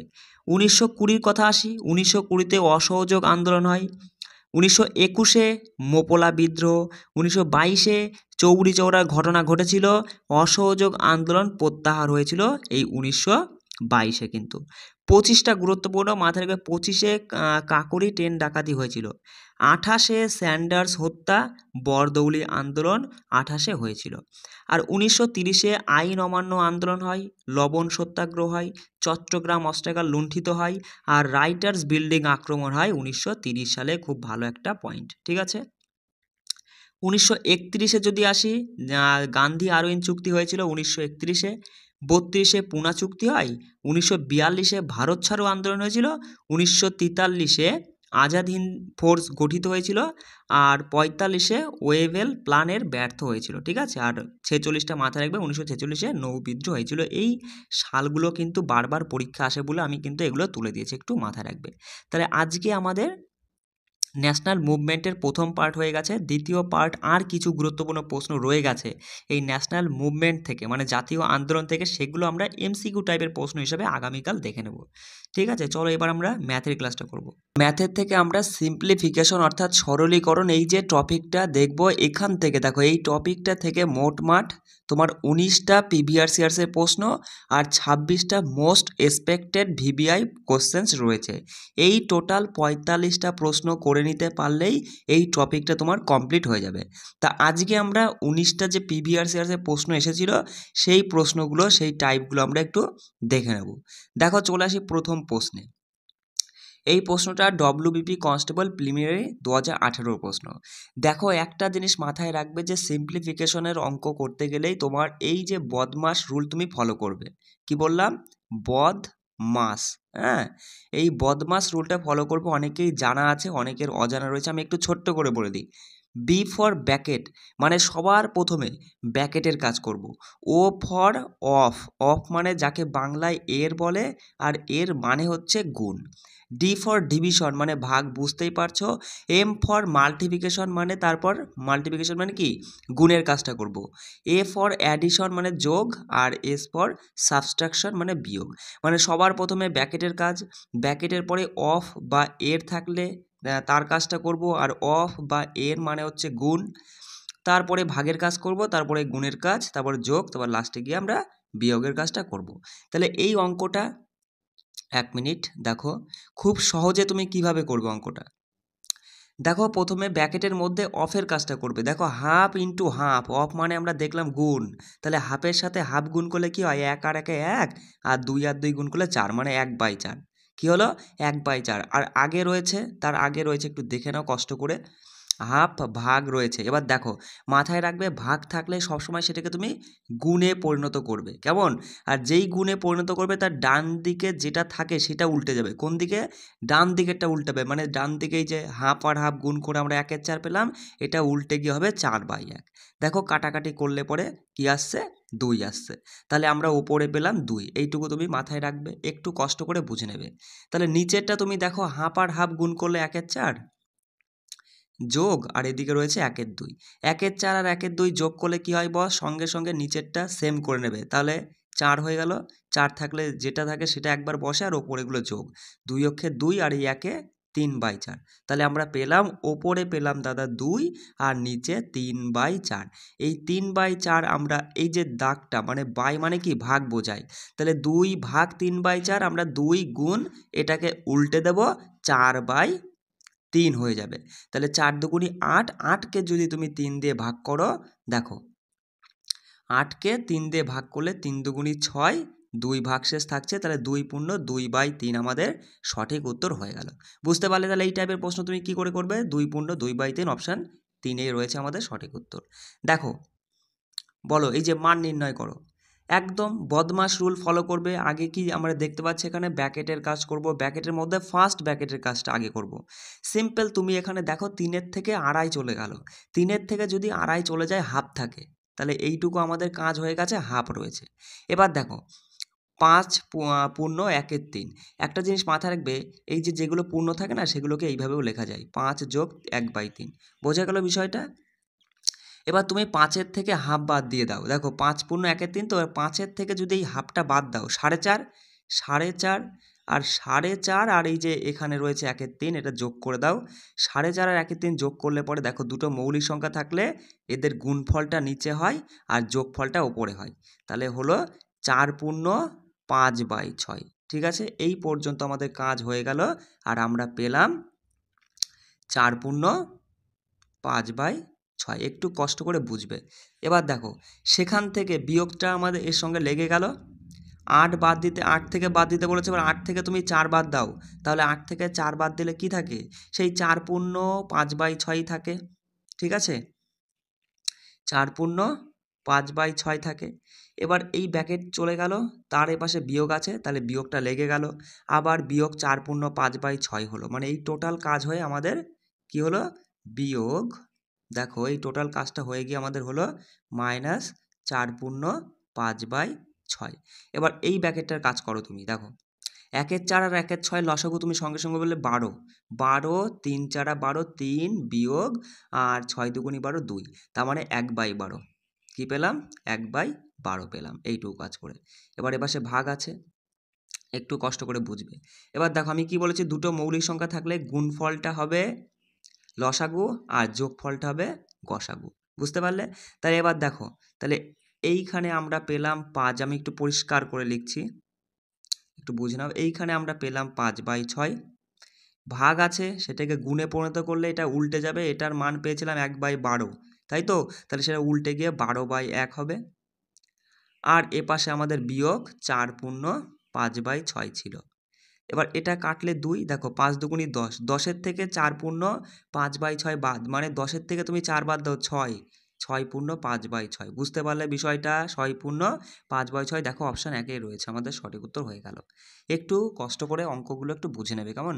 এই টাইপের প্রশ্ন দেখো, এই প্রশ্নটা ডব্লিউবি কনস্টেবল মেন্স 2018 প্রশ্ন। দেখো এই প্রশ্নগুলো করার আমি একটা নানা রকমের টাইপ আছে, কিন্তু আমি একটা বেসিক কনসেপ্ট বলে দিচ্ছি, যে কনসেপ্টের উপর ডিপেন্ড করে তুমি এই টাইপের সমস্ত প্রশ্নগুলো করতে পারবে, ঠিক আছে? দেখো এই যে যেমন নিচের সবার নিচে রয়েছে, নিচের থেকে কাজটা শুরু করবা, 1+1/4। তাহলে কি করবা, সবসময় এই পূর্ণ অবস্থায় যেটা রয়েছে তার সঙ্গে এটা গুণ করে, যোগ থাকলে উপরেরটা যোগ, বিয়োগ থাকলে উপরেরটা বিয়োগ করবা।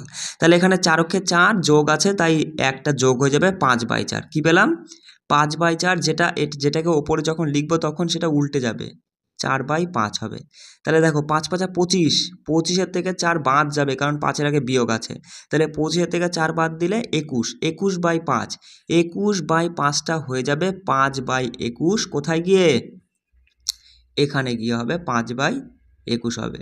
তাহলে 5×21 কত? 105, 105 আর 5 110, 110/121। তাহলে 110/121টা উল্টে গিয়ে এখানে হবে 21/110, বুঝতে পারলে? তাহলে এখানে হলো, দেখো আমি একটু পরিষ্কার করে লিখছি, 3 বিয়োগ ওপরে তো 11 রয়েই গেছে, ইন্টু 21/110। দেখো এটা দিয়ে এটা কাটলে 10।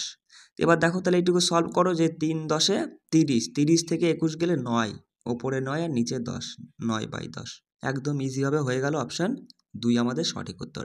আর একটা কথা বলি, দেখো তোমরা যারা মানে কি বলবো, যারা একদমই ম্যাথে দুর্বল রয়েছো, এখানে বুঝতে পারছো না, তোমরা যদি আমার টেলিগ্রামে মানে যুক্ত হয়ে থাকো, তাহলে তোমাদের জন্য একটা স্পেশাল ক্লাস আছে ম্যাথের, যেটা আমি তোমার হচ্ছে গুগল মিটে করিয়ে থাকি। সেখানে আমি একদম বেসিকভাবে বুঝাচ্ছি, প্রত্যেকটা টপিক ধরে আর কি। ঠিক আছে? তুমি যদি চাও যে দাদা আমি অঙ্কে খুবই দুর্বল, আরও ভালোভাবে শিখতে চাই, তাহলে তুমি সেখানে গিয়ে আমাদের টেলিগ্রামে যদি যুক্ত থাকো, তাহলে তুমি সেখান থেকে লিঙ্ক পাবে, সেই লিঙ্ক অনুযায়ী তুমি আমাদের গুগল মিটের ক্লাসটাই অ্যাটেন্ড করতে পারো, ঠিক আছে? চলো দেখো এই প্রশ্ন, এটা হচ্ছে ডব্লিউবি কনস্টেবল প্রিলিমিনারি 2019-এর প্রশ্ন। কি করবে? দেখো এখানে বলছে √2n = 64। তাহলে সবসময় এই টাইপের প্রশ্নে তুমি দেখবে এখানে বেস কত, এই যে নিচেরটাকে বেস আর উপরেরটাকে পাওয়ার বলে। বেস এখানে 2, তুমি এই 64কে 2 আনায় পরিণত করবা।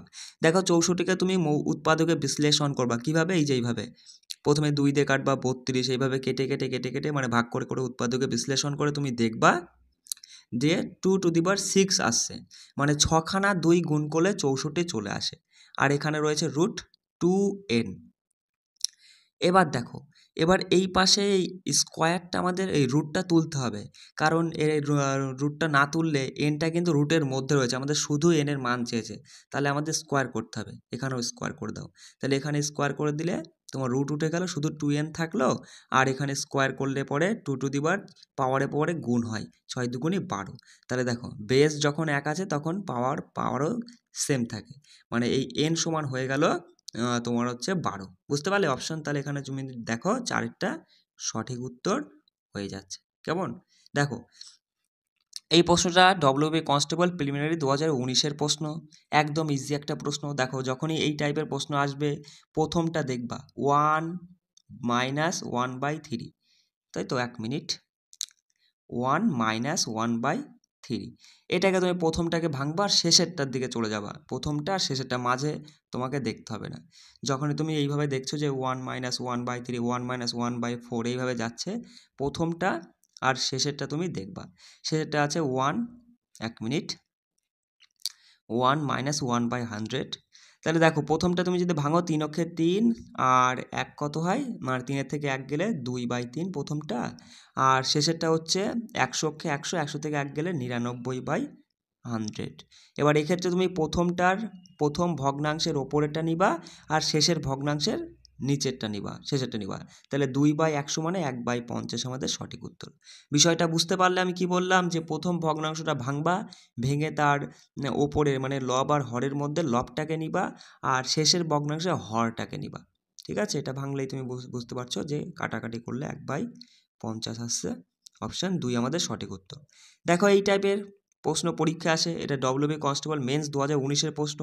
শেষের দিক থেকে করতে করতে যাবা, দেখো রুট 49 মানে তুমি বুঝতেই পারছো 7, 7 এর সঙ্গে যোগ হয়ে যাচ্ছে 36, 36 মানে 6, 6 এর সঙ্গে যোগ হয়ে যাচ্ছে 25, 25 মানে 5, তাই না?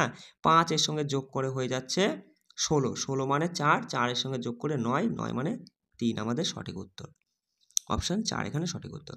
দেখো সেম কোশ্চেন, কিন্তু আগেরটা মাইনাস ছিল আর এটা প্লাস রয়েছে, যে 1 + 1/2, 1 + 1/3 সব গুণ সম্পর্কে রয়েছে। এইভাবে যদি থাকে তুমি প্রথম ভগ্নাংশে কি করবা, নিচেরটা নিবা। দেখো 2 একে 2 আর একে 3, তাহলে 3/2 মানে আমরা নিচে কত 2 আছে 2টাকে নেব। আর এখানে লাস্টে দেখো 88 ওকে 88 আর একে 89, 89/88 মানে ওপরেরটা নেব। প্রথমটার নিচেরটা মানে প্রথম ভগ্নাংশের নিচের অংশটা আর পরের লাস্টের ভগ্নাংশের ওপরেরটা 89, তাহলে 89কে 2 দিয়ে ভাগ করলে দেখো 4.5 আসছে। অপশান 1 আমাদের সঠিক উত্তর হয়ে যাচ্ছে। বুঝতে পারলে বিষয়টা খুব সহজেই কিন্তু এই টাইপের অঙ্কগুলো সলভ করা যায়। দেখো এই টাইপের প্রশ্ন এটা এসেছিল ডব্লিউবি কনস্টেবল প্রিলিমিনারি 2021-এর প্রশ্ন। কি করবে, এখানে যে সংখ্যাগুলো কমন রয়েছে সেটা নিয়ে নাও। 999 রয়েছে, কটা রয়েছে, 1টা 2টো 3টে 4টে 5টা 6টা রয়েছে, তাই 6 দিয়ে গুণ করো। করলে এবার তার সঙ্গে কি যোগ রয়েছে, দেখো নিচে সবগুলোর ক্ষেত্রে কিন্তু হর 7 রয়েছে, 7 নিলে আর বাকি ওপরেগুলো যোগ করো। দেখো 2 আর একে 3, 3 3 6, 6 আর 4 10, 10 আর 5 15, 15 আর 6 21, 21/7 মানে 3। তারপরে 999-এর সাথে 6 গুণ করে 3 যোগ করলে আমাদের সঠিক উত্তর চলে আসবে। তাহলে 999-এর সাথে 6 গুণ করবা কী করে, দেখো যে কোনো একটা 9-এর সাথে 6 গুণ করো, 6 নং 54, সেটাকে একটু ফাঁকা করে লিখে বাকি 9 কটা মাঝখানে ঢুকিয়ে দাও, হয়ে গেল গুণ। আর এখানে 3 যোগ করো, তাহলে তুমি এখানে বলতে পারছো যে 5994 3 97, 5997। এই যে অপশান 2 আমাদের সঠিক উত্তর হয়ে যাচ্ছে। দেখো এটা ডব্লিউবি কনস্টেবল মেন্স 2021-এ এসেছিল প্রশ্নটা। দেখো তুমি একদম সিম্পল, 625 মানে 25 দাদা, নিচে 11 গুণ ওপরে 14 আছে, 25 মানে 5 গুণ ওপরে 44, আর 196 মানে তোমার হচ্ছে কত, এটা হচ্ছে 14, হ্যাঁ 14 196। তাহলে এই 14 14 কেটে গেল, 11 দিয়ে এটা কাটলে 4 হচ্ছে, 5 দিয়ে এটা কাটলে হচ্ছে 5, 5 5 25, তাহলে 4 5 কত 20, 20 আমাদের সঠিক উত্তর। অপশান 1। বুঝতে পারলে খুব সহজ, ইজিতেই তুমি করতে পারবে। দেখো এই প্রশ্নটা এটা হচ্ছে কেপি কনস্টেবল মেন্স 2023-এর প্রশ্ন। তাহলে আমরা বদমাসকে ফলো করব। আগে দেখতে পাচ্ছি যে ব্র্যাকেটের কাজ নেই, তার মানে এর কাজ আছে, আর এর মানে আমরা জানি গুণ। যদি তুমি গুণ করো দেখো 5 5 ঝেপে যায়, 4 দিয়ে 8কে কাটলে 2 হয়, মানে 1/2 পেলাম, এই দিকে ভাগ আছে। এবার ওপরে দেখো, ওপরে এই যে ভাগটা করবো এবার সবসময় ডান দিক থেকে কাজ করবা। দেখো 1/2 ভাগটা গুণ করে দাও, 4/3 হয়ে যাবে, তাহলে উল্টে যাবে 2, আর 2/3 থাকছে, তাই না? তাহলে 2/3, তারপরে ভাগটাকে উল্টে দিলে গুণ, আর এটা উল্টে যাবে 3/2, কাটলে পরে কিছুই থাকছে না, মানে ওপরে 1 থাকছে।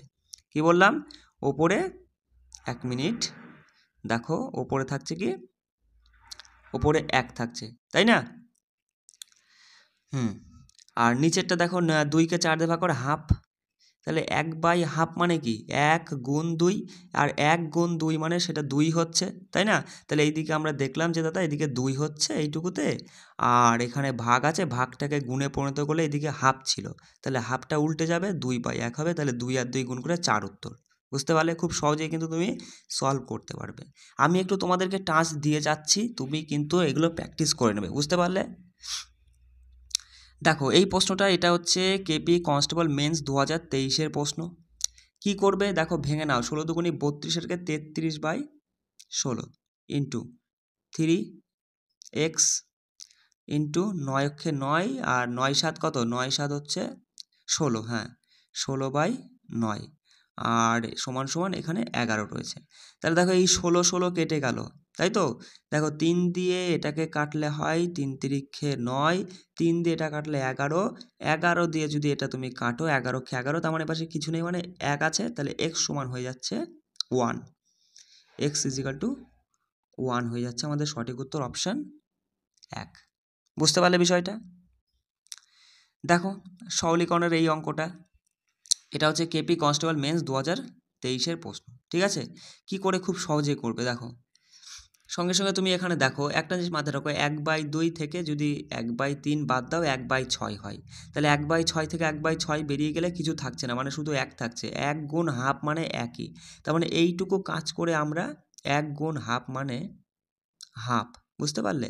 তাহলে এইটুকু কাজ করে আমরা শুধু হাফ পেলাম। তাহলে এবার দেখো এই হাফটা কিন্তু বিয়োগে আছে, তাহলে 1-এর থেকে হাফ যদি বেরিয়ে যায় তাহলে হাফ থাকে, হাফ আর ইন্টু যোগ হবে, হাফ যোগ 1/4 তুমি যদি করো তাহলে সেটা কি হয়, 3/4 হয়। তার মানে এই পর্যন্ত কাজ আমাদের হয়ে গিয়ে শুধু আমরা পেলাম প্লাস 3/4, 3/4 পেলাম। আমার লিখতে একটু অসুবিধা হচ্ছে, একটু বুঝে নেবে কষ্ট করে। দেখো এবার এখানে যোগ আছে, যোগ দিলে 3 পূর্ণ 1/4। দেখো 1/4 আর 3/4 তুমি যদি যোগ করো তাহলে কি হয়, 4/4 হয়, মানে সেটা 1 দাঁড়িয়ে গেল, মানে এইটুকু যোগ করে আমরা 1 পেলাম। তাহলে 1 যোগ 3 মানে 4, এই টোটালটা আমরা করে পেলাম শুধু 4 পেলাম। মুখে মুখেই করতে পারবে, প্র্যাকটিস করতে করতে তুমি মুখে মুখেই করতে পারবে। বিয়োগ আছে, বিয়োগটা লেগে গেল, দেখো 8.5-এর থেকে 4 চলে গেলে 4.5 থাকে, মানে 4.5 আমাদের উত্তর হয়ে গেল। চলো কোনটা আছে দেখো, অপশান 3-এ রয়েছে সঠিক উত্তর 4.5। ঠিক আছে, চলো এই যে করে ফেলো একই টাইপের সরলীকরণ অঙ্ক, যেটা তুমি বদমাশ রুল ফলো করবে। দেখো এখানে তুমি কি করবে, 1-এর 4 থেকে 1-এর 8 গেলে পরে 1-এর 8 হয়। এবার এই 1-এর 8টা গুণ সম্পর্কে এখানে তুমি যদি জুড়ে দাও, দেখো এটা তুমি ভেঙেও করতে পারো, এমনিও করতে পারো। দেখো 2 দুগুণি হচ্ছে 4 রাখে 5/4, 5/2 সরি। তাহলে এখানে লসাগু তুমি যদি করো, লসাগু হবে না, গুণ করো, দেখো 8 দুগুণি 16, 5 পূর্ণ 5/16, তাই তো 5/16 পেলাম আমরা কতটা কাজ করে, এই পর্যন্ত কাজ করে আমরা 5/16 পেলাম। একটু বুঝে নাও, বিয়োগ আছে বসালে, এবার তারপরে তুমি এখানে দেখছো যে 3/8 রয়েছে, তাহলে এখানে 16ই পরিণত করতে গেলে 2 দিয়ে গুণ, 2 দিয়ে গুণ, ভগ্নাংশের যে কোনো একটা পার্টকে যে সংখ্যা দিয়ে গুণ করবে অপর পার্টকে সেই সংখ্যা দিয়ে গুণ করতে হয়। তাহলে নিচে তো 16 হলো, উপরে 3 দুগুণে 6 থেকে 5 গেলে 1, মানে এই পর্যন্ত টোটাল কাজ হয়ে আমরা পেলাম 1/16। কি পেলাম, 1/16 পেলাম। এবার দেখো তার সাথে কিন্তু এটা গুণ সম্পর্ক হচ্ছে, গুণ দাও, দেখো 3 দুগুণি হচ্ছে কত, 3 দুগুণি 6, 6 আর 2 কত, 6 আর 2 8, 8/3। তাহলে এটা তোমার কাটা যাচ্ছে 2, তার মানে 1/6 হচ্ছে। এইটুকু সমস্ত কাজ হয়ে আমরা পেলাম 1/6। তাহলে 1/6 যোগ 3/4, দেখো তাহলে এদের লসাগু হচ্ছে 12, তাহলে এদিকে হচ্ছে তোমার 3 তিরিখে 9 যোগ 2, 9 যোগ 2 মানে 9 আর 2 কত, 11/12। তার মানে এই টোটাল কাজ হয়ে আমরা 11/12 পেলাম। কি পেলাম, 11/12।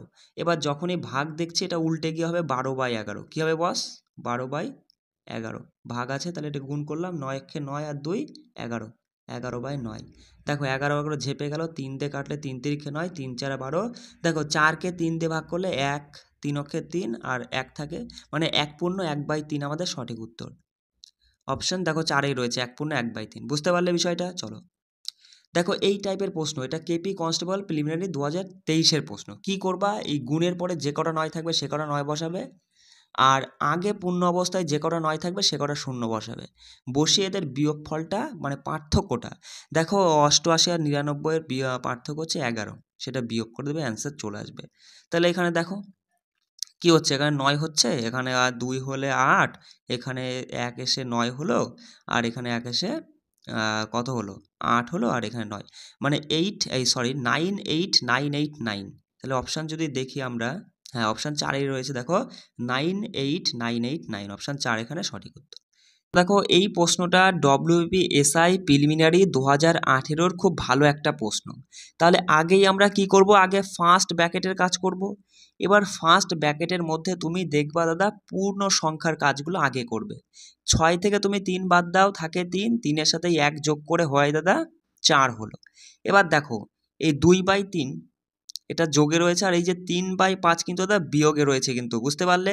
এখান থেকে তুমি 3/5টা তুমি যদি বাদ দাও, তাহলে এখানে দেখো 3 আর 5-এর লসাগু হচ্ছে 15, 5 দুগুণি 10, 3 তিরিখে 9, 10-এর থেকে 9 গেলে 1, মানে 4 পূর্ণ 1/15 পেলাম আমরা এই টোটাল কাজটা করে। কি পেলাম, 4/1/15। দেখো বস, একটু কষ্ট হচ্ছে হয়তো, দেখো তোমারও কষ্ট হচ্ছে, আমারও প্রবলেম হচ্ছে বোঝানোর জন্য, ঠিক আছে? মানে কি বলবো, আমি আরও সোজাভাবে মানে ভালো করে যে বুঝিয়ে দেবো সেটা আমার মানে পারলেও আমার উপায় নেই, বুঝতে পারলে? কারণ সেট আপটাই আমার এরকম। তাহলে এইটুকু কাজ করে আমরা পেলাম 4/1/15। দেখো সেকেন্ড ব্র্যাকেটের কাজ কিন্তু এখনও শেষ হয়নি। সেকেন্ড ব্র্যাকেটের মধ্যে এবার আমরা আগে কি করব, ভাগের কাজটা করো। 4 আর 3 7, 7/4, ভাগটাকে তুমি গুণ করে এখানে এটাকে উল্টে দিলে 4/3 হলো, কাটলে পরে হয় 7/3। দেখো 7/3কে তুমি কিন্তু এইভাবেও লিখতে পারো যে 2/1/3, পারো না? তাহলে আমাদের সুবিধা হবে। দেখো 2/1/3 আর মাঝখানে যোগ ছিল, তাহলে এইটা আর এইটা যোগ করবে। দেখো 4 আর 2 6, 6 দেখো 3 আর 15 লসাগু করলে হয় 15, আর এদিকে 5 আর 6। দেখো তাহলে এখানে আমরা পাচ্ছি যে 6/6/15, মানে এটা কাটলে পরে তুমি বলবা 3 দুগুণী 6, 3×5 15, তার মানে 6/2/5। কি পেলাম বস? এইটুকু টোটাল কাজ করে আমরা পেলাম 6/2/5। বিয়োগ আছে, বিয়োগ দিলে, আর এখানে 8/1/5 থেকে তুমি বাদ দেবে। দেখো 8-এর থেকে 6 বেরিয়ে গেলে 2 হয়, 1/5-এর থেকে 2/5 তুমি যদি বাদ দাও তাহলে 1/5 থাকে, কিন্তু সেটা বিয়োগে থাকে, তাই না?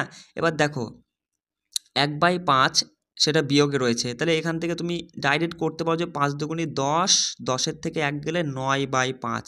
কী পেলাম বস? 9/5 পেলাম। ভাগ আছে, গুণ দিয়ে 9/5কে 5/9-এ পরিণত করলে এদিকে 9 ছিল, 9 9 ঝেপে গিয়ে 5 উত্তর হয়ে গেল।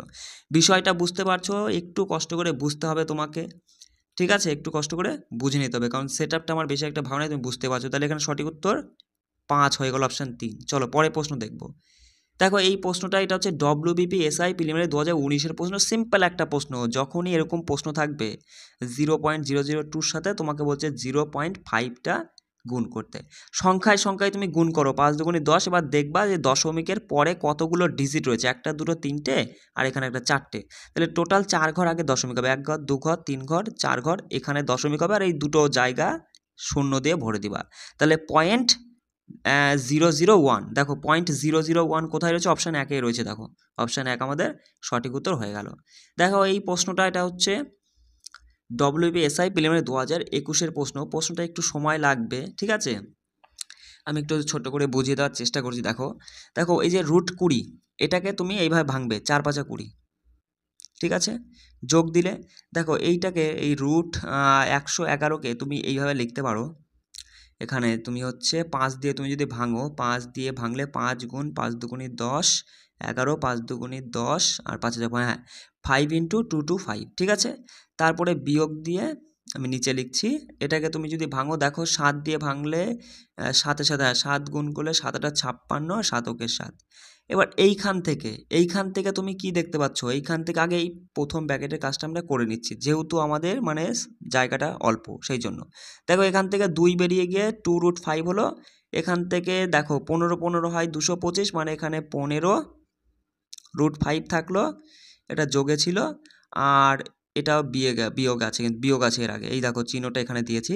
তাহলে এখানে হচ্ছে 9 নং 81, মানে 9√7 থাকছে। তাহলে এখানে 15 আর 2 17√5, দুটো যেহেতু সেম আছে যোগ করে দিবা, 17√5 আর -9√7। প্রথমে কি পেলাম? 17√5 -9√7। পরেরটা তুমি করো, দেখো এটা মুখে মুখে করো। দেখো √500 মানে 5 গুণ 100, 5 গুণ 100, 100 মানে 10 10কে 100, 10√5। পরেরটা করছি কিন্তু। এখানে দেখো 245 যোগ আছে, যোগ দিলে 245, 5 দিয়ে তুমি যদি ভাঙাও, দেখো 5 ইন্টু তোমার হচ্ছে 4×5 20, আর 5×5 আর হচ্ছে 4, আর 5 নং 45, মানে 49 হচ্ছে। 49, 5 গুণ 49 মানে 7√5, বুঝতে পারলে? তারপরে রয়েছে 9√7। তাহলে এখানে দেখো দুটো সেম আছে, যোগ করে দাও, 10 আর 7 17, মানে 17√5 যোগ 9√7। এবার দেখো এটাও তো ব্র্যাকেটে গুণ ছিল, তাহলে এখানে তুমি দেখলে যে 17√5 বিয়োগ 9√7, আর এখানেও তাই হচ্ছে তোমার 17√5, আর এখানে যোগ আছে, একই জিনিস শুধু যোগ আছে, তাহলে এটা তোমার কী পাচ্ছে এ minus B A plus B, তাহলে এ মাইনাস বি ইন্টু এ প্লাস বি কী হয়, এ স্কোয়ার মাইনাস বি স্কোয়ারের সূত্র, তাহলে এটার স্কোয়ার আর এটার স্কোয়ার করে আমাদের অ্যান্সার চলে আসবে। কোনটার স্কোয়ার করে একটু কষ্ট করে বুঝবে, হ্যাঁ।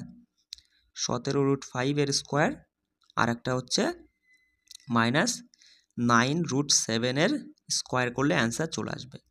ঠিক আছে, তাহলে 17 কত দেখো, 17 হচ্ছে তোমার হচ্ছে 289, 1 মিনিট, 289, 8, 9, আর √5 মানে শুধু 5 হচ্ছে, স্কোয়ারের জন্য রুটটা উঠে গেল, বিয়োগ এখানে তুমি যে দেখো 9 নং 81 আর 7 মানে এখানে শুধু 7 থাকছে, ইন্টু 7। এবার দেখো একটু ক্যালকুলেশন করার দরকার নেই, তুমি যদি দেখো ভালো করে বুঝবে। 5 নং 45 ইউনিট ডিজিট, এককের ঘরে ইউনিট ডিজিট দিয়ে চেক করো, 45-এর 5, 7 7, 5-এর থেকে 7 গেলে পরে কি হয়, 5-এর থেকে 7 গেলে 2 হয়, -2 মানে কত দাদা, -2 মানে +8, 8 কার এককের ঘরে 8 রয়েছে দেখো, 4টে অপশানে দেখো, অপশান 4-এ রয়েছে এককের ঘরে 8, অপশান 4 আমাদের সঠিক উত্তর। অঙ্কটা হয়তো তুমি ঠিকঠাক বুঝলে না, ঠিক আছে, মানে আমি কি বলবো, বারবার কেটে কেটে অঙ্কটা করেছি বলে হয়তো বুঝতে অসুবিধা হলো। যদি তুমি আমি যে ক্লাসগুলো করাচ্ছি ম্যাথের, এভাবে যদি তোমার বুঝতে অসুবিধা হয় অবশ্যই কিন্তু আমাকে একটা কমেন্ট করবে, তাহলে আমি আরও অন্যরকম পদ্ধতি নেব। দরকার হয় তাহলে তোমাদের গুগল মিটে আমি ক্লাস করব, না হলে আমি পেন দিয়ে মানে খাতা পেনে লিখে যদি ক্লাসটা করাই তাহলে কিন্তু আরও ভালোভাবে তুমি বুঝতে পারবে। সেটা আমাকে কমেন্ট করে বলতে হবে, দাদা আমাদের এরকম সমস্যা হচ্ছে বুঝতে, একটু ভালো করে আরও বোঝাতে হবে, সেটা তুমি কিন্তু কমেন্ট করবে, ঠিক আছে। দেখো পরবর্তী প্রশ্ন, এটা হচ্ছে কেপিএসআই প্রিলিমিনারি 2022-এর একটা প্রশ্ন, খুব ভালো প্রশ্ন, একদম সিম্পলভাবে তুমি করো, কোনো রকমের কোনো তোমার শর্টকাটে যাওয়ার প্রয়োজন নেই। 12 মানে তুমি 12-এর স্কোয়ার মানে তুমি 12 গুণ 12 লেখো, ইন্টু 14-এর স্কোয়ার মানে তুমি 14 গুণ 14 লিখলে, আর ভাগ আছে মানে বাই দিয়ে 16 ইন্টু 16 লেখার পরে এবার কাটাকাটি করে দেখো, 4 দিয়ে কাটলে 4 4 16, 3 4 12, এখানেও 3 এখানেও 4 হলো। দেখো এখানে 2 দিয়ে কাটলে 2, আর এখানে 7, আর এখানে 2 দিয়ে কাটলে এখানে 7 হচ্ছে। এবার নিচে 4 উপরে 7 7টা 49, 49 আর 3 3 9, 49 আর 9 যদি তুমি গুণ করো, 81-এর 1, 36 আর 8 হচ্ছে 44, হ্যাঁ, তার মানে 441-কে 4 দিয়ে তুমি ভাগ করলে অ্যান্সার চলে আসবে। 441-কে যদি 4 দিয়ে ভাগ করো, দেখো 4 11 44, মানে 11 দিয়ে সামথিং আসবে, মানে তোমাকে আর যেতে হবে না, 11 দিয়ে সামথিং আসবে মানে অপশান দেখা মাত্র তুমি কিন্তু আর কিছু করবা না, সঙ্গে সঙ্গে অ্যান্সার অপশান 3 নিয়ে নিবা, বুঝতে পারলে। দেখো এই প্রশ্নটা, এটা হচ্ছে কেপিএসআই প্রিলিমিনারি 2022-এর প্রশ্নে। দেখো এটা কিন্তু সিম্পলভাবে করা যায়, কিন্তু আমরা করব না, আমরা ডিজিট সাম অ্যাপ্লাই করব, আমরা কনসেপ্ট বহুদিন আগেই শিখে রেখেছি। দেখো অঙ্কের ক্যালকুলেশন ফাস্ট করার জন্য আমি 4টে কনসেপ্ট তোমাদেরকে বলেছি, ডিজিট সাম, ইউনিট ডিজিট, লাস্ট 2 ডিজিট আর সিপিআর, এই 4টে কনসেপ্ট দিয়ে না অঙ্ক চোখে দেখে নিমেষে মাধ্যমে সে সমাধান করা যায়। কিন্তু এগুলো তোমরা অনেকে শিখতে চাও না বলে আমি এই ক্লাসগুলো আর করাই না। মাঝে একটা দেখো ডিজিট সামে একটা ক্লাস করিয়েছি, সেই ক্লাসটা আমি ডেসক্রিপশনে দিয়ে দিচ্ছি, যদি চাও তো দেখে নিতে পারো। সঙ্গে সঙ্গে ডিসাম অ্যাপ্লাই করলে যেখানে 9-এর কোনো ভ্যালু নেই, 9 ঝেপে দিলে 8 আর 1 9, 5 আর 4 9, তো আমার 7 থাকলো, 7 বিয়োগ এখানে দেখো 8 8 16, 16 মানে 7, 7 বিয়োগ 7 মানে এইটুকুর কোনো দাম নেই, বাদ 8 এখানেও 0 দাম নেই কোনো, বাদ 9 গেল, 5 9 1, -1 মানে +8, 9 থেকে 8 গেলে এই 1 গেলে 8 হয়, 8 কোথায়, অঙ্কের যোগফল কোনটার 8 রয়েছে সেটাই উত্তর। দেখতে পাচ্ছ এখানে হচ্ছে 9 আর 1 10 মানে 1, এটা হবে না, 10 আর 7 17, 17 মানে দাদা 7 আর 1 8, অপশান 3 আমাদের উত্তর হতে বাধ্য। চলো বুঝতে পারলে, এই হচ্ছে ডিজিট সামের ক্ষমতা, কিচ্ছু করলাম না, অ্যান্সার হয়ে গেল। আচ্ছা তাহলে আমাদের দেখো পিবিআর সিআরসের 19টা প্রশ্ন আমরা কমপ্লিট করে নিয়েছি। এই দেখো এরপরে কিন্তু আমরা আগামী দিন মোস্ট এক্সপেক্টেড ভিবিআই কোশ্চেন্স আমি রেখেছি, যেগুলো হচ্ছে তোমার মানে এক্সামে আসার মতো, সেগুলো আমি রেখে দিয়েছি, এগুলো আমরা আগামী দিন করব, ঠিক আছে। এটা এই যে এখানে মোট 26টা প্রশ্ন আছে, এগুলো করে নিতে পারলেই কিন্তু আমাদের পুরো এই সিম্পলিফিকেশন টপিকটা পুরো কমপ্লিট হয়ে যাবে। আর পিডিএফ তুমি তো আমাদের টেলিগ্রাম চ্যানেলে পাচ্ছ, সমস্ত কিছুর PDF, current affairs, GK, GI, math, সমস্ত কিছুর পিডিএফ পাচ্ছ। আমি কিছু মূল্য রেখেছি, দেখো কেন রেখেছি বলো তো, কারণ নিজের সেট আপটাকে একটু ভালো করতে হবে, পরবর্তী সময় আমি তোমাদের আরও ভালোভাবে ক্লাস করাতে হবে, ভালো করে বোঝাতে হবে, সেই জন্য কিছু মূল্য রেখেছি ওই পিডিএফের বিনিময়ে, বুঝতে পারলে। যাই হোক দেখো এবার আমরা পরের ক্লাসটা জিআই ক্লাস রয়েছে, চলো জিআই ক্লাসটা করে নিই। জিআই থেকে আজকে আমরা প্রথমেই নাম্বার সিরিজ অর্থাৎ সংখ্যা শ্রেণী এই টপিকটা দেখে নেব। দেখো এই টপিক থেকে পরীক্ষায় প্রশ্ন হবেই হবে, তাই এখান থেকে আমি 2018 থেকে 23 পর্যন্ত যতগুলো পুলিশের এক্সাম হয়েছে সেখান থেকে আমি 15টা পিবিআরসিএস এর প্রশ্ন পেয়েছি, আর 15টা আমি মোস্ট এক্সপেক্টেড ভিবিআই কোশ্চেন্স রেখেছি। মোটমাট এই 30টা প্রশ্ন তুমি যদি প্র্যাকটিস করতে পারো তাহলে এই টপিকটা তোমার একদম পুরোপুরি কমপ্লিট হয়ে যাবে। এবার দেখো এই টপিকে যাওয়ার আগে আমি কিছু তথ্য বলতে চাই, সেগুলো ভালো করে শুনবে। দেখো এই যে প্রশ্নগুলো ধরতে পারাটাই কিন্তু মেন, ঠিক আছে? মানে তুমি কিভাবে ধরবে যে এটা কোন নিয়ম ফলো করছে বা কিভাবে তুমি ধরে অ্যান্সারটা করবে। সবার প্রথমে মাথায় রাখবে যে 2 থেকে 32 পর্যন্ত বর্গ তোমাকে মুখস্থ রাখতে হবে। 2 থেকে 12 এর ঘন মুখস্থ রাখতে হবে। মৌলিক সংখ্যা সম্পর্কে জানতে হবে যে কোনগুলো মৌলিক সংখ্যা, সেই সম্পর্কে তোমাকে জানতে হবে। সর্বপ্রথম সংখ্যাগুলির পার্থক্যের উপর কাজ করতে হবে। দেখো তুমি এই যে প্রশ্নগুলো করার সময় তুমি আর কিছু পারো না পারো, সবার প্রথমে তুমি দেখবা যে সংখ্যাগুলোর পার্থক্যর উপর কাজ করবা, ঠিক আছে? এবার তারপরে দেখো যে সংখ্যাগুলির পার্থক্য যদি কম হয় তাহলে যোগ বিয়োগ করে কাজ করতে হবে, আর সংখ্যাগুলির পার্থক্য যদি বেশি হয় তাহলে গুণ করে যোগ বিয়োগ, বর্গ করে যোগ বিয়োগ, না হলে ঘন করে যোগ বিয়োগ, এর উপরে কাজ করতে হবে। এই 6টা পয়েন্ট তুমি মাথায় রাখতে পারলে নাম্বার সিরিজের যে কোনো প্রশ্ন তুমি সমাধান করতে পারবে। দেখো প্রথম প্রশ্নে আমরা চলে যাই। এই যে এটা হচ্ছে এই প্রশ্নটা ডব্লিউবি কনস্টেবল প্রিলিমিনারি 18 প্রশ্ন। দেখো আমি তোমাকে একটা কথা বারবার করে বলি যে এই প্রশ্ন করার সময় তুমি আর কিছু মাথায় রাখো ছাই না রাখো, সর্বপ্রথম সংখ্যাগুলোর পার্থক্যের উপরে কাজ করবা, দেখবা তুমি কোশ্চেন সলভ করতে পারবে। দেখো 2 আর 5-এর পার্থক্য তুমি যদি দেখো, 3-এর পার্থক্য, 5 আর 9-এর 4-এর পার্থক্য, তাহলে 3 4 নিশ্চয়ই যদি এটা 5 হয় তাহলে পরেরটা 6 হবে, তাই না? তাহলে 9 আর 5 কত? 9 5 14, 14 আর 6 কিন্তু 20 হয়ে যাচ্ছে, 20 আর 7 27, একদম ধরে ফেললাম 3 4 5 6 7 করে বাজাচ্ছে, তাহলে 14 এখানে আমাদের সঠিক উত্তর হয়ে যাচ্ছে। তাহলে কি বললাম যে এই টাইপের মানে নাম্বার সিরিজের প্রশ্ন তুমি আর কিছু পারো না পারো, পার্থক্যের উপরে কাজ করবা। প্রথমটার অ্যান্সার কি হলো? 14 হয়েছে কিন্তু। চলো এটা দেখো, এই প্রশ্নটা ডব্লিউপি কনস্টেবল প্রিলিমিনারি 19-এর প্রশ্ন। দেখো তুমি পার্থক্যের উপরে কাজ করো। 3 আর 7-এর পার্থক্য দাদা 4, 7 আর 13-র পার্থক্য দাদা 6, 7 আর 6 13 হয়, 13 আর 21-এর 21, হ্যাঁ 13 আর 21-এর পার্থক্য দাদা 8, 21 আর 31-এর পার্থক্য 10। তাহলে তুমি বলো কি হবে? দেখো 4 6 8 10 নিশ্চয়ই 12 হবে, তাহলে 31 আর 12 তুমি যোগ করে সঙ্গে সঙ্গে বলবা যে দাদা 43 হচ্ছে। 43 কোথায় রয়েছে? অপশান 4 আমাদের সঠিক উত্তর হয়ে যাচ্ছে। দেখো এই প্রশ্নটা করো, এটা হচ্ছে ডব্লিউবি কনস্টেবল প্রিলিমস 2021-এর প্রশ্ন। এখানে দেখো এই ক্ষেত্রে আমরা পার্থক্য হিসাবে করতে পারি, কিন্তু আমরা দেখছি বড় ছোট বড় ছোট বড়, নিশ্চয়ই ছোট আসবে। তাহলে এই যে এইভাবে যদি আসে অল্টারনেট করে যদি বড় ছোট আসে, তাহলে এটা এখানে তুমি ব্যাঙের লাফের মতো যাবা, একটা ছেড়ে ছেড়ে, এর সাথে এর সম্পর্ক, এর সাথে এর সম্পর্ক, এর সাথেই পরেরটার সম্পর্ক, এটার সাথে এটার সম্পর্ক, এটার সাথে এখানকার সম্পর্ক। দেখো একটা জিনিস খেয়াল করো, 24 থেকে 48 হলো দ্বিগুণ হলো, তাহলে 48 থেকে তার দ্বিগুণ কত হবে? 96 হবে উত্তর। চলো হয়ে গেছে অপশান, তুমি যদি দেখো অপশান 3 আমাদের সঠিক উত্তর। দেখো প্রশ্ন চিহ্ন স্থানে কি বসবে বলো, পার্থক্য খোঁজো। দেখো 3 থেকে 6 হলো, 6 থেকে 11 হলো, তার মানে এখানে 3 বাড়লো, এখানে সরি লিখেছি আমি 6, হ্যাঁ এখানে 3 বাড়লো, 6 থেকে 11 মানে 5 বাড়লো, 11 থেকে 18 মানে 7 বেড়েছে, 18 থেকে কত হবে? দেখো 3 5 7, নিশ্চয়ই এখানে 9 বাড়বে, 18 আর 9 হচ্ছে 27, 27 তো হবেই। এবার লেটারগুলো তুমি যদি দেখো তাহলে 27 হচ্ছে। এবার লেটারগুলো দেখলে এফের পরে জি, এক ঘর বাদ দিয়ে, মানে কোনো ঘরই বাদ দিইনি, 0 ঘর বাদ দিয়ে জি, জির পর দেখো এইচ, তারপরে আই মানে এক ঘর বাদ দিয়ে, আয়ের পরে জে, কে 2 ঘর বাদ দিয়ে এল হলো, এর পরে তাহলে 0 ঘর বাদ, 1 ঘর বাদ, 2 ঘর বাদ, এবার 3 ঘর বাদ যাবে, এর পরে এম এন ও পি হবে, মানে 27 পি বলে তো অপশান 2 আমাদের এখানে সঠিক উত্তর হয়ে যাচ্ছে। বুঝতে পারলে? দেখো এটা করো, এই প্রশ্নটা এটা হচ্ছে ডব্লিউবি কনস্টেবল প্রিলিমস 2023-এর প্রশ্ন।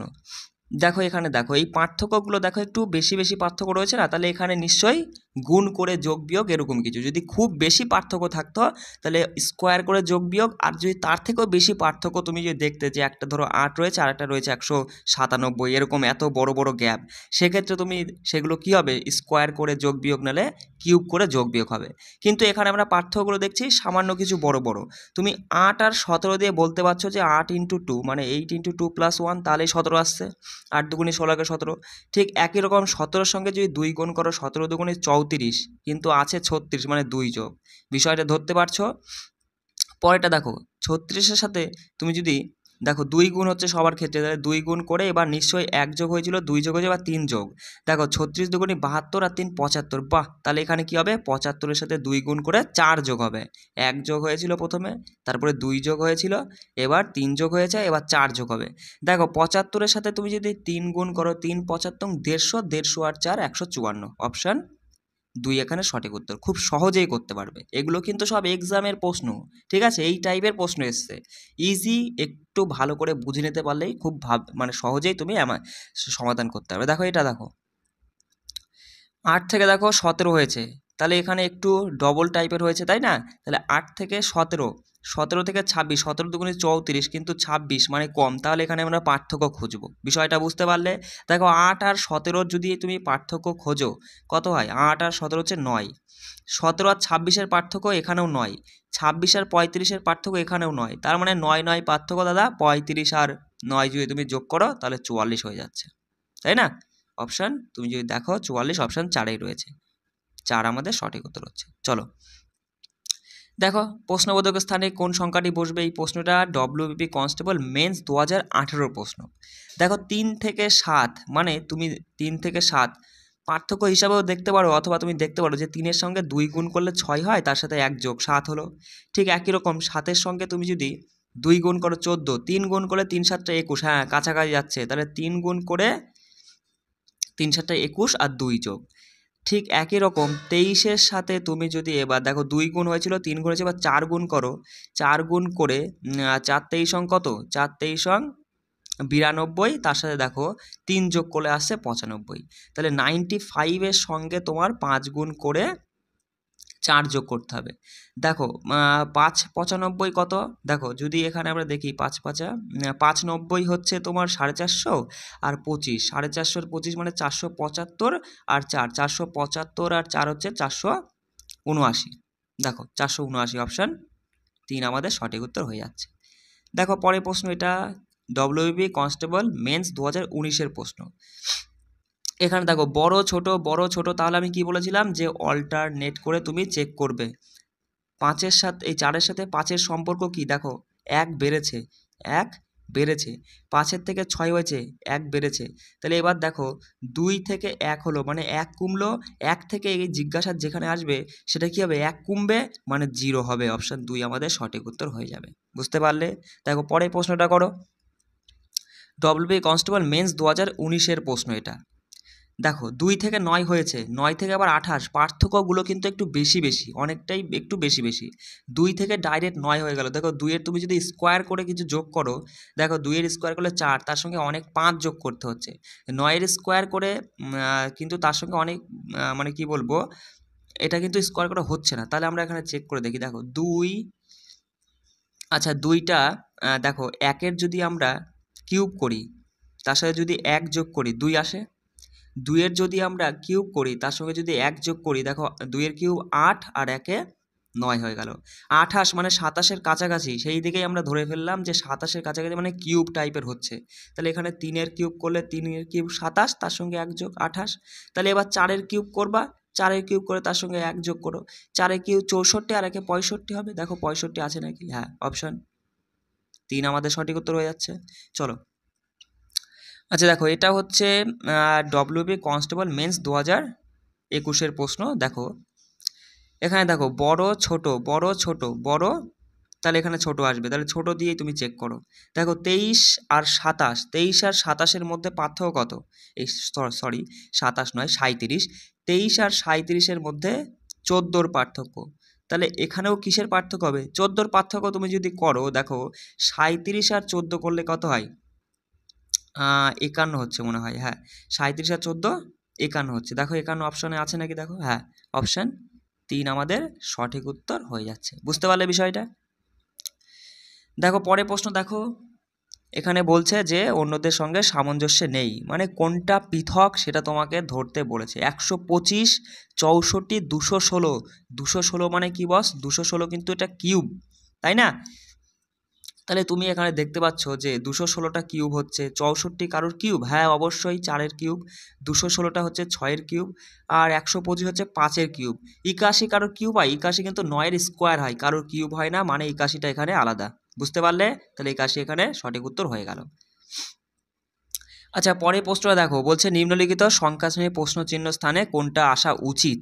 ঠিক আছে, দেখো পার্থক্যগুলো তুমি যদি একটু লক্ষ্য করো, একটু বেশি বেশি পার্থক্য আছে, তার মানে এখানে কোনো গুণ করে যোগ বিয়োগ, না হলে স্কোয়ার করে যোগ বিয়োগ। দেখো যদি আমরা এখানে দেখি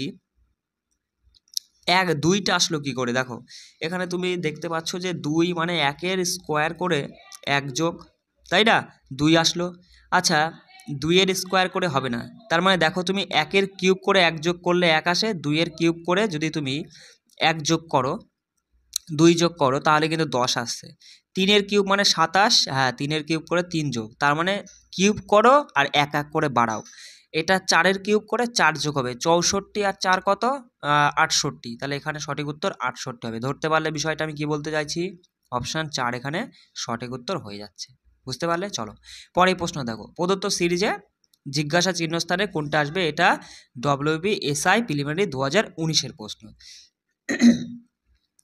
আচ্ছা তাহলে এখানে দেখো 1 8, আর এদিকে আছে তোমার 9 64 আর 25। দেখো এখানে একটা জিনিস লক্ষ্য করো, 1 আসে তুমি যদি 1 8, আচ্ছা 8টা 2-এর কিউবে আসে কিন্তু, আর 1-এর স্কোয়ার করো বা কিউব করো 1 আসছে। দেখো 9 দেখে তুমি বোঝো 9 হচ্ছে 3-এর স্কোয়ার, 64 4-এর কিউব, 25 5-এর স্কোয়ার। তাহলে দেখো এটা তাহলে স্কোয়ার ছিল, square cube square cube square, এবার কিউব হবে। তাহলে 1 2 3 4 5 6-এর স্কোয়ার, 6 6 36, এখানে আমাদের সঠিক উত্তর হয়ে যাচ্ছে। ধরতে পারলে? একদম ইজি ছিল। স্কোয়ারই তো হলো নাকি? না না sorry sorry sorry sorry, 1 minute দেখো, 1-এর 2-এরটা দেখো, 2-এর কিউব ছিল, 3-এর স্কোয়ার ছিল, আর 4-এর কিউব ছিল, 5-এর স্কোয়ার ছিল, তাহলে এখানে 6-এর কিউব হবে, 6-এর কিউব হবে 216, 216 হবে। ঠিক আছে বস, একটু ভালো করে কিন্তু বুঝে নিতে হবে তোমাকে। ঠিক আছে, 216 অপশান 2 আমাদের সঠিক উত্তর। আচ্ছা পরের প্রশ্ন দেখো, দেখো তুমি এখানে পার্থক্য খুঁজে বার করতে পারো। দেখো 9 থেকে 20 হলো, 9 থেকে দেখো সংখ্যাগুলো কাছাকাছি, তাই আমরা পার্থক্য খুঁজবো। কত বেড়েছে? 11 বেড়েছে।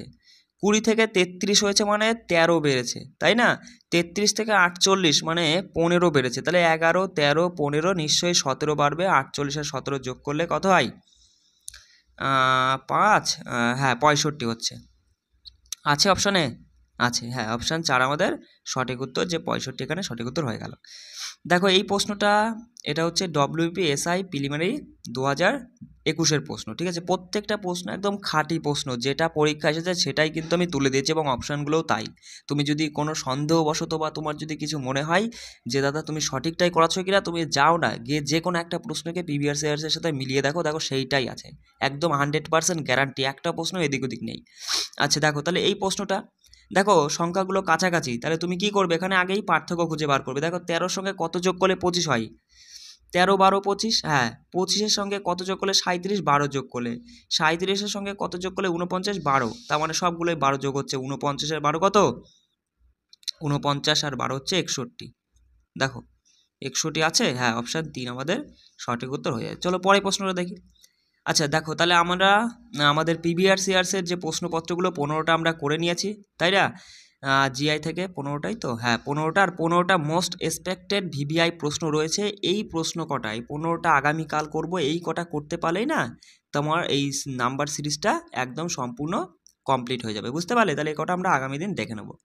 চলো আর একটা ক্লাস আছে আমরা জিকের 5টা 2023-এর কলকাতা পুলিশ কনস্টেবলের যে পরীক্ষাটা হয়েছিল সেখান থেকে 5টা জিকে প্রশ্ন আমরা দেখে নেবো এবার। তো বস এবার আমরা কলকাতা পুলিশ কনস্টেবল 2023-এর যে এক্সামটা হয়েছিল সেখানকার জিকে প্রশ্ন থেকে 5টা প্রশ্ন আমরা আলোচনা করে নেবো একদম ডিটেলসে।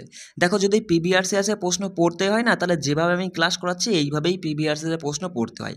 ওই প্রশ্ন আর অ্যান্সার পড়ে চলে গেলাম পিবিআরসিএস শেষ হয়ে গেল, ওটার কোনো মানে নেই। দেখো প্রশ্নটা কি এসেছিল, 1 নম্বর প্রশ্ন বলছে যে পিটের ভারত শাসন আইন কত সালে পাশ হয়েছিল। মাথায় রাখবে 1784 সালে পিটের ভারত শাসন আইন পাশ হয়েছিল। এবার এই ব্রিটিশ শাসনকালে প্রবর্তিত গুরুত্বপূর্ণ যে আইনগুলো সব আমি এখানে তুলে দিয়েছি, এইখান থেকে একদম এর বাইরে তোমাকে আর ব্রিটিশ শাসনকালের প্রবর্তিত আইন সম্পর্কে আর কিছু পড়তে হবে না। প্রথমেই চলে আসি রেগুলেটিং অ্যাক্ট, যেটা 1773 সালে পাশ হয়।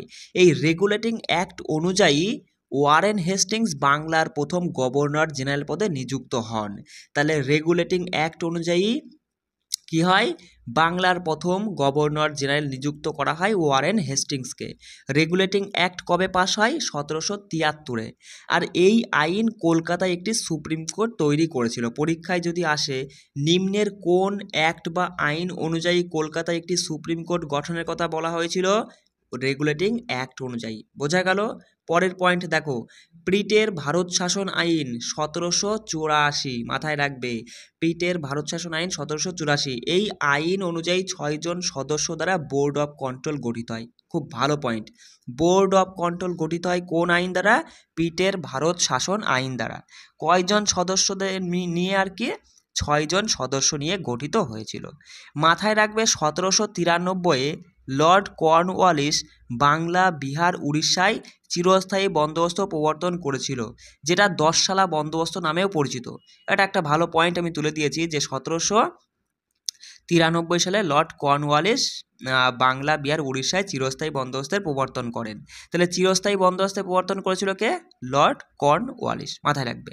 1820-তে আলেকজান্ডার রিড এবং স্যার টমাস মুনরোর উদ্যোগে দক্ষিণ ভারতে রায়তওয়ারি বন্দোবস্ত প্রবর্তিত হয়। তাহলে কত সালে রায়তওয়ারি বন্দোবস্ত প্রবর্তিত হয়, 1820 সালে। কাদের উদ্যোগে, আলেকজান্ডার রিডের আর টমাস মুনরোর উদ্যোগে। দেখো বলছে যে সতীদাহ প্রথা নিবারণ আইন কবে পাশ হয়, 1829-এ সতীদাহ প্রথা নিবারণ আইনটা পাশ হয়, লর্ড উইলিয়াম বেন্টিংয়ের দ্বারা পাশ হয়েছিল। মাথায় রাখবে সমাজ সংস্কারক রাজা রামমোহন রায় এই সতী প্রথা বিলোপের জন্য কঠোর পরিশ্রম করেছিলেন, তাই মুঘল সম্রাট দ্বিতীয় আকবর তাকে রাজা উপাধি দিয়েছিল। দেখো খুব ভালো পয়েন্ট, এই যে সতী প্রথা নিবারণ আইন 1829-এ পাশ হয়, কোন মানে ভাইসরয়ের আমলে, মাথায় রাখবে লর্ড উইলিয়াম বেন্টিংয়ের দ্বারা পাশ হয়েছিল। তো এবার মাথায় রাখবে যে এই সতী প্রথা নিবারণ আইনটা কোন সমাজ সংস্কারকের উদ্যোগে মানে তোমার হচ্ছে এটা বিলোপ হয়েছিল, মাথায় রাখবে রাজা রামমোহন রায়ের উদ্যোগেই এই সতী প্রথার বিলোপের জন্য তিনি আর কি কঠোর পরিশ্রম করেছিলেন। আর সেই জন্যই মোগল সম্রাট দ্বিতীয় আকবর তাকে রাজা উপাধি দেয়। ঠিক আছে, দেখো তুমি পিডিএফগুলো তো সব পেয়ে যাবে, এখান থেকে একটু শুধু বুঝে নাও, বুঝে নিয়ে পিডিএফগুলো নিয়ে রিভিশন করে নেবে। ঠিক আছে, চার্টার অ্যাক্ট 1833, এই আইন অনুযায়ী বাংলার গভর্নর জেনারেলকে ভারতীয় গভর্নর জেনারেলে পরিণত করা হয়। তাহলে চার্টার অ্যাক্ট 1933 অনুযায়ী বাংলার গভর্নর জেনারেলকে ভারতীয় গভর্নর জেনারেল হিসাবে পরিণত করা হয়। তা প্রথম ভারতের গভর্নর জেনারেল ছিলেন লর্ড উইলিয়াম বেন্টিং, মাথায় রাখবে। বিধবা বিবাহ আইন কবে পাশ হয়, 1856 সালে। এই আইনের খসড়া তৈরি করেছিল লর্ড ডালহৌসি। তাহলে বিধবা বিবাহ আইনের খসড়া তৈরি করেছিল কে, লর্ড ডালহৌসি। 1856 সালে 25শে জুলাই লর্ড ক্যানিং এই আইনটি পাশ করেছিল। তাহলে বিধবা বিবাহ আইন কে পাশ করে, লর্ড ক্যানিং পাশ করে। আর বিধবা বিবাহ আইনের খসড়া তৈরি করেছিল কে, লর্ড ডালহৌসি। দুটো কিন্তু আলাদা। তার সাথে মাথায় রাখবে ঈশ্বরচন্দ্র বিদ্যাসাগর বিধবা বিবাহ প্রচলনের সাথে যুক্ত ছিলেন। ঠিক আছে, চলো আর কিছু পয়েন্ট রয়েছে। দেখো ভার্নাকুলার প্রেস অ্যাক্ট, যেটা 1878 সালে লর্ড লিটন দ্বারা পাশ হয়। আইনটি 1882 সালে লর্ড রিপন দ্বারা বাতিল করা হয়।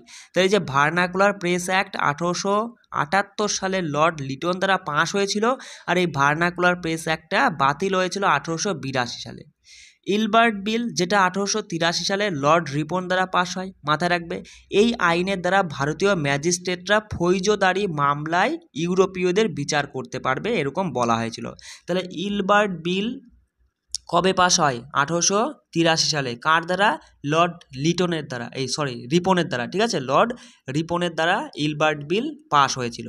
আর এই আইনে কি বলা হয়েছিল? ভারতীয় ম্যাজিস্ট্রেটরা ফৌজদারি মামলায় ইউরোপীয়দের বিচার করবে। দেখো পরীক্ষায় এমন প্রশ্ন আসবে, নিম্নের কোন আইনের দ্বারা ভারতীয় ম্যাজিস্ট্রেটরা ফৌজদারি মামলায় ইউরোপীয়দের বিচার করার অনুমতি পেয়েছিল? ইলবার্ট বিল আইন দ্বারা, মাথায় রাখবে। মরলে মিন্টো সংস্কার আইন 1909, 1 মিনিট দেখো, মরলে মিন্টো সংস্কার আইন 1909। ভারত সচিব লর্ড মরলে আর ভাইসরয় ছিল লর্ড মিন্টো, ঠিক আছে। তাহলে এই যে মরলে মিন্টো সংস্কার আইনের সময় ভারত সচিব কে ছিল? লর্ড মরলে, আর ভাইসরয় ছিল লর্ড মিন্টো, মাথায় রাখবে। রাওলাট অ্যাক্ট 1919, এটাকে ব্ল্যাক বিল বা কালো আইন নামেও পরিচিত, বা ব্ল্যাক বিল বা কালো আইনও বলা হয় রাওলাট অ্যাক্টকে। কবে পাস হয়? 1919-এ। ভারতের ভাইসরয় ছিলেন তখনকে? লর্ড চেমসফোর্ড, মাথায় রাখবে। রাওলাট অ্যাক্টের সময় তখন ভারতের ভাইসরয় ছিল লর্ড চেমসফোর্ড। সাইমন কমিশন 1928 সালে ভারতে আসে, তখন ভাইসরয় ছিল লর্ড আরউইন। গান্ধী আরউইন চুক্তি হয় 1931 সালে। পৃথক নির্বাচন হয় 1932 সালে, মাথায় রাখবে। পৃথক নির্বাচন হয়েছিল কত সালে? 1932 সালে। তখন ভারতের ভাইসরয় ছিল লর্ড ওয়েলিংটন, মানে লর্ড ওয়েলিংটনের সময়কালে পৃথক নির্বাচন হয়েছিল 1932-এ। তার সাথে মাথায় রাখবে যে ভারত শাসন আইন 1935-এর সময় তোমার হচ্ছে ভাইসরয় ছিল লর্ড ওয়েলিংটন ছিলেন। ক্রিপস মিশন কবে ভারতে আসে? 1942-এ। ওয়েভেল প্ল্যান, এটা হচ্ছে 1945-এ ঘটে, লর্ড ওয়েভেলের সময়। ক্যাবিনেট মিশন 1946-এ ভারতে আসে, লর্ড ওয়েভেল ছিল তখন ভাইসরয়। আর ভারত স্বাধীন চুক্তি, এটা হয়েছিল 1947-এ, তখন ভারতের ভাইসরয় ছিলেন লর্ড মাউন্ট ব্যাটেন। আর লর্ড মাউন্ট ব্যাটেনে ছিল ভারতের প্রথম গভর্নর জেনারেল, মাথায় রাখবে। ভারতের শেষ ভাইসরয় কিন্তু লর্ড মাউন্ট ব্যাটেন, আর প্রথম গভর্নর জেনারেল হচ্ছেন লর্ড মাউন্ট ব্যাটেন। চলো পরে প্রশ্ন দেখো, বলছে শিখদের পঞ্চম ধারণ করার নির্দেশ কোন গুরু মানে ধর্মগুরু দিয়েছিল? এটা প্রশ্ন ছিল, তার সঠিক উত্তর গুরু গোবিন্দ সিং। তাহলে শিখ ধর্ম সম্পর্কে আমি সমস্ত কিছু এখানে তুলে দিয়েছি, একটু দেখে নাও। দেখো গুরু নানকের কথায় যদি আসি, তিনি তো শিখ ধর্ম প্রতিষ্ঠা করেছিল। এই যে লঙ্গর কথাটা মাথায় রাখবে, লঙ্গরের প্রতিষ্ঠা করেছিল গুরু নানক। তিনি বিশ্ব জননী ঈশ্বরে বিশ্বাসী ছিলেন, তাহলে তিনি বিশ্ব জননী ঈশ্বরে বিশ্বাসী ছিলেন। আচ্ছা, এখানে বাবর কথাটা লেখা আছে না, কেন লেখা আছে বলো তো? কারণ এই গুরু নানক বাবরের সমসাময়িক ছিলেন, মাথায় রাখবে, ঠিক আছে। গুরু অনঙ্গদেব, ঠিক আছে, সালটা অতটা ইম্পর্টেন্ট নেই, তুমি জাস্ট যেগুলো বলছি সেগুলো শোনো। যে গুরু অনঙ্গদেব গুরুমুখী লিপিকে গুরুত্ব দিয়েছিল, তাহলে কোন শিখ গুরু গুরুমুখী লিপিকে গুরুত্ব দিয়েছিল? গুরু অনঙ্গদেব, মাথায় রাখবে। গুরু অমর দাস, গুরু অমর দাস, তিনি সতীদাহ প্রথার বিরুদ্ধে মঞ্জি ও পিডি প্রথা চালু করেছিল। খুব ভালো প্রশ্ন, যে সতীদাহ প্রথার বিরুদ্ধে মঞ্জি ও পিডি প্রথা চালু করেছিল কোন শিখ গুরু? গুরু অমর দাস। তিনি আনন্দ কবচ প্রবর্তন করেছিল, তাহলে আনন্দ করজ, মাথায় রাখবে, আনন্দ করজের প্রবর্তন করেছিল গুরু অমর দাস। গুরু রামদাসের কথায় আসি, গুরু রামদাস অমৃতসরের স্বর্ণ মন্দির নির্মাণ কাজ শুরু করেছিল। গুরু অর্জুন দেব আদি গ্রন্থ রচনা করেছিল, তাহলে আদি গ্রন্থ কে রচনা করেছিল? গুরু অর্জুন দেব আর কি। আর সম্রাট জাহাঙ্গীর তাকে হত্যা করেছিল, তাহলে সম্রাট জাহাঙ্গীর কোন শিখ গুরুকে হত্যা করেছিল? গুরু অর্জুন দেবকে, মাথায় রাখবে। গুরু হরগোবিন্দর কথায় যদি আসি, দেখো গুরু হরগোবিন্দ তিনি সোলজার সেন্ট নামেও পরিচিত, তাহলে সোলজার সেন্ট নামে কে পরিচিত? গুরু হরগোবিন্দ। অকাল তখত সাহেবের প্রতিষ্ঠা করেছিল গুরু হরগোবিন্দ, তাহলে অকাল তখত সাহেবের প্রতিষ্ঠা করেছিল কোন শিখ গুরু? গুরু হরগোবিন্দ। গুরু হররায় তিনি দারাশিকোকে আশ্রয় দিয়েছিল, মাথায় রাখবে। গুরু হরকৃষ্ণ তিনি ছিলেন গুরুদের মধ্যে সর্বকনিষ্ঠ, তাহলে শিখ ধর্মগুরুদের মধ্যে সর্বকনিষ্ঠ মানে গুরু কে ছিল? গুরু হরকৃষ্ণ। গুরু তেগ বাহাদুর আনন্দপুর শহর প্রতিষ্ঠা করেছিলেন, তিনি আসাম ও বিহারে শিখ ধর্মকে জনপ্রিয় করেন। 1675-এ ঔরঙ্গজেব তাকে হত্যা করেছিল। জাহাঙ্গীর তোমার দেখো একটু আগে আমরা দেখলাম গুরু অর্জুন দেবকে জাহাঙ্গীর হত্যা করেছিল আর গুরু তেগ বাহাদুরকে ঔরঙ্গজেব হত্যা করেছিল। সালটাও মাথায় রাখবে 1675-এ। গুরু গোবিন্দ সিং তিনি 1669 সালে খালসার সৃষ্টি করে। তাহলে খালসা, খুব ভালো পয়েন্ট মাথায় রাখবে, খালসার সৃষ্টি করেছিল কে? গুরু গোবিন্দ সিং। ঠিক আছে, পঞ্চক যেটা আজকের প্রশ্ন, পঞ্চকয়ের ধারণা দিয়েছিল কে? গুরু গোবিন্দ সিং। তারপরেই রয়েছে দেখো গুরু গ্রন্থ সাহেব। গুরু গ্রন্থ সাহেব শিখদের শেষ শাশ্বত গুরু আর কি। আচ্ছা, তার সাথে একটা পয়েন্ট আমি তুলে দিই, শেরি পাঞ্জাব বলা হয় রঞ্জিত সিংকে, এটা একটা পয়েন্ট আমি তুলে দিয়েছি, ইম্পর্টেন্ট বলে মাথায় রাখবে। তাহলে এই শিখ গুরু, ধর্মগুরু সম্পর্কে আমরা পুরোটা জেনে নিলাম। পরের প্রশ্ন বলছে সাধারণ তুলাযন্ত্র কোন শ্রেণীর লিভার? তাহলে লিভার কি? লিভার হচ্ছে একটি শক্ত, সোজা বা বাঁকানো দণ্ড, যেটা কি মানে একটি স্থির বিন্দুকে কেন্দ্র করে ওই বিন্দুর চারিদিকে অবাধে ঘুরতে পারলে ওই দণ্ডটিকে লিভার বলে। ঠিক আছে, মাথায় রাখবে যে একটি শক্ত, সোজা বা বাঁকানো দণ্ড একটি স্থির বিন্দুকে কেন্দ্র করে ওই বিন্দুর চারিদিকে অবাধে ঘুরতে পারলে ওই দণ্ডটিকে লিভার বলা হয়। লিভার 3 রকমের, প্রথম শ্রেণীর, দ্বিতীয় শ্রেণীর আর তৃতীয় শ্রেণীর লিভার। তো চলো প্রথম শ্রেণীর লিভারটা কি মাথায় রাখবে। প্রথম শ্রেণীর লিভার যার একদিকে ভার থাকবে, একদিকে ভার বা ওজন থাকবে আর অন্যদিকে প্রযুক্ত বল থাকবে, মাঝখানে আলম্ব থাকবে, সেটাই হচ্ছে প্রথম শ্রেণীর লিভারের উদাহরণ। যেমন সাঁড়াশি, ঢেকি, দাড়িপাল্লা, শাবল, কোদাল, পেরেক তোলার যন্ত্র, ঠিক আছে, পিঞ্চার না যাই বলে সেটা মাথায় রাখবে। এটা হচ্ছে প্রথম শ্রেণীর লিভার। দ্বিতীয় শ্রেণীর লিভার কি? দ্বিতীয় শ্রেণীর লিভার যার একদিকে আলম্ব থাকবে, আলম্বটা একদিকে আর অন্যদিকে প্রযুক্ত বল ভাঁড়টা দাদা মাঝখানে থাকবে, সেটাই হচ্ছে দ্বিতীয় শ্রেণীর লিভার। যেমন জাতি, নৌকার দাঁড়, তারপরে হাত গাড়ি, ঠিক আছে, মানে ঠেলা গাড়ি এটা, তারপরে ছিপি খোলার চাবি, এগুলো হচ্ছে সবই দ্বিতীয় শ্রেণীর লিভার। আর তৃতীয় শ্রেণীর লিভারটা কি? একদিকে আলম্ব থাকবে আর একদিকে থাকবে ভার, ঠিক আছে, মাঝখানে দিতে হবে প্রযুক্ত বল, সেটাই হচ্ছে তৃতীয় শ্রেণীর লিভারের উদাহরণ। যেমন চিমঠা, মানুষের বাহু, মাছ ধরার ছিপ, পাউরুটি কাটার ছুরি, এগুলোই হচ্ছে তৃতীয় শ্রেণীর লিভারের উদাহরণ। এবার এখানে মাথায় রাখবে প্রথম শ্রেণীর লিভারের যান্ত্রিক সুবিধা 1-এর সমান হয়, দ্বিতীয় শ্রেণীর লিভারের যান্ত্রিক সুবিধা 1-এর বেশি হয়, আর তৃতীয় শ্রেণীর লিভারের যান্ত্রিক সুবিধা 1-এর কম হয়। মানে কি? মানে দেখো বিষয়টা এখানে বোঝো যে প্রথম শ্রেণীর লিভারের ক্ষেত্রে আমরা যেমন বল প্রয়োগ করব সেরকম আমরা ভার তুলতে পারবো, আর দ্বিতীয় শ্রেণীর লিভারে আমরা কম বল প্রয়োগ করে বেশি ভার তুলতে পারবো, তাই বলছে যান্ত্রিক সুবিধা 1-এর বেশি। আর তৃতীয় শ্রেণীর লিভারে আমরা বেশি বল প্রয়োগ করে কম ভার তুলবো, সেটা হচ্ছে তাই বলছে যে যান্ত্রিক সুবিধা 1-এর কম। বুঝতে পারলে? দেখো ছত্তিশগড় রাজ্যের রাজধানীর নাম কি? রায়পুর। এটা পরীক্ষায় এসেছিল। তো এখানে মাথায় রাখবে একটু ডিটেলসে যে 1 নভেম্বর 2000 সালে এই রাজ্যটি মধ্যপ্রদেশ থেকে বিচ্ছিন্ন হয়েছিল। বর্তমানের মুখ্যমন্ত্রী হচ্ছে বিষ্ণুদেব সাই আর রাজ্যপাল বিশ্বভূষণ হরিচন্দন। বিধানসভায় 90টা সিট আর রাজ্যসভায় 5টা, লোকসভায় 11টা সিট রয়েছে। উত্তরপ্রদেশটা গুরুত্বপূর্ণ তুলে দিয়েছি, রাজধানী হচ্ছে লখনৌ। এটা 1937 সালে 1 এপ্রিল যুক্তপ্রদেশ নামে রাজ্যটি গঠিত হয়েছিল। বর্তমানে মুখ্যমন্ত্রী যোগী আদিত্যনাথ। আচ্ছা, তারপরে দেখো রাজ্যপাল হচ্ছে আনন্দীবেন প্যাটেল আর বিধানসভায় 403টা সিট, রাজ্যসভায় 31টা, লোকসভায় 80টা। সব থেকে বেশি সংখ্যক সিট রয়েছে তোমার এই উত্তরপ্রদেশে। কেমন? চলে আসি পশ্চিমবঙ্গের রাজধানী কলকাতা। জানোই 1947 সালে গঠিত হয়। বর্তমানে মুখ্যমন্ত্রী মমতা ব্যানার্জি আর হচ্ছে রাজ্যপাল হচ্ছেন সিভি আনন্দ বোস। ঠিক আছে, সিভি আনন্দ বোস। বিধানসভায় রয়েছে 294টা সিট, রাজ্যসভায় 16টা, লোকসভায় 42টা। ঠিক আছে, এবার দেখো ঝাড়খণ্ড। ঝাড়খণ্ডটাও গুরুত্বপূর্ণ। রাঁচি, ঝাড়খণ্ডের রাজধানী রাঁচি। 15 নভেম্বর 2000 সালে বিহার থেকে বিচ্ছিন্ন হয়। বর্তমানে মুখ্যমন্ত্রী হেমন্ত সোরেন, রাজ্যপাল হচ্ছে সিপি রাধাকৃষ্ণ। দেখো এর পরবর্তীকালে আমরা দেখব বিভিন্ন রাজ্যের মুখ্যমন্ত্রী এবং গভর্নর, সেটাও দেখব, অসুবিধা নেই। শুধু কন্টিনিউ তুমি যদি 7টা দিন আমার সঙ্গে জুড়ে থাকতে পারো বস, আমি তোমাকে বলছি তো 7টা দিন তুমি যদি জুড়ে থাকো না, জিকে, ম্যাথ, জিআই 3টে সাবজেক্ট তোমাকে একদম খতম করিয়ে ছাড়বো। ঠিক আছে, তুমি ওই ভেবো না যে এটা কেবলমাত্র ডব্লিউবির ক্লাস হচ্ছে, এটা ডব্লিউবি না, এটা হচ্ছে বেস। তুমি ডব্লিউবি বলো, কেপি বলো, ঠিক আছে, যে কোনো এক্সামে দেখো এগুলো কিন্তু আসেই পরীক্ষায়। ঠিক আছে, ম্যাথ যেগুলো করায়, জিকে যেগুলো করায়, এগুলো তো সেই একই টপিক, একই বিষয়। ঠিক আছে, এবার জিকেটার লেভেলটা একটু হাই হয়, এসএসসি পরীক্ষা দিতে গেলে লেভেলটা একটু হাই টাইপের মানে জিকে চলে আসে, এইটাই আর কি। এই যে যেটা আমি করাচ্ছি এই ক্লাসগুলো, এটা তুমি ডব্লিউপি, কেপি, এসআই বলো, সেগুলো সব ক্ষেত্রেই কিন্তু প্রযোজ্য, মানে কাজে লাগবে। দেখো এবার চলে আসি আমরা কোথায় ছিলাম, ঝাড়খণ্ডের বিধানসভায় 81টি আর রাজ্যসভায় 6টি আর লোকসভায় 14টা।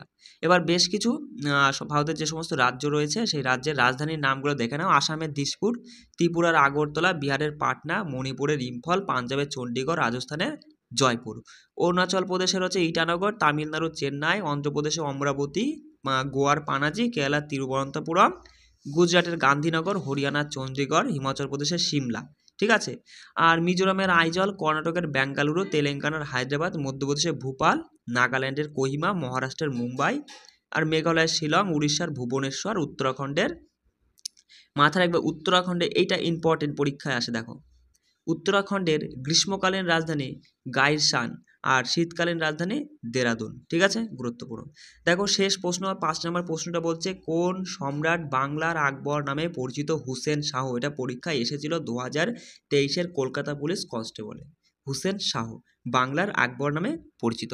এবার দেখো এখানে মাথায় রাখবে হুসেন শাহ মুজাফফর শাহকে হত্যা করে বাংলার সিংহাসন দখল করেছিল।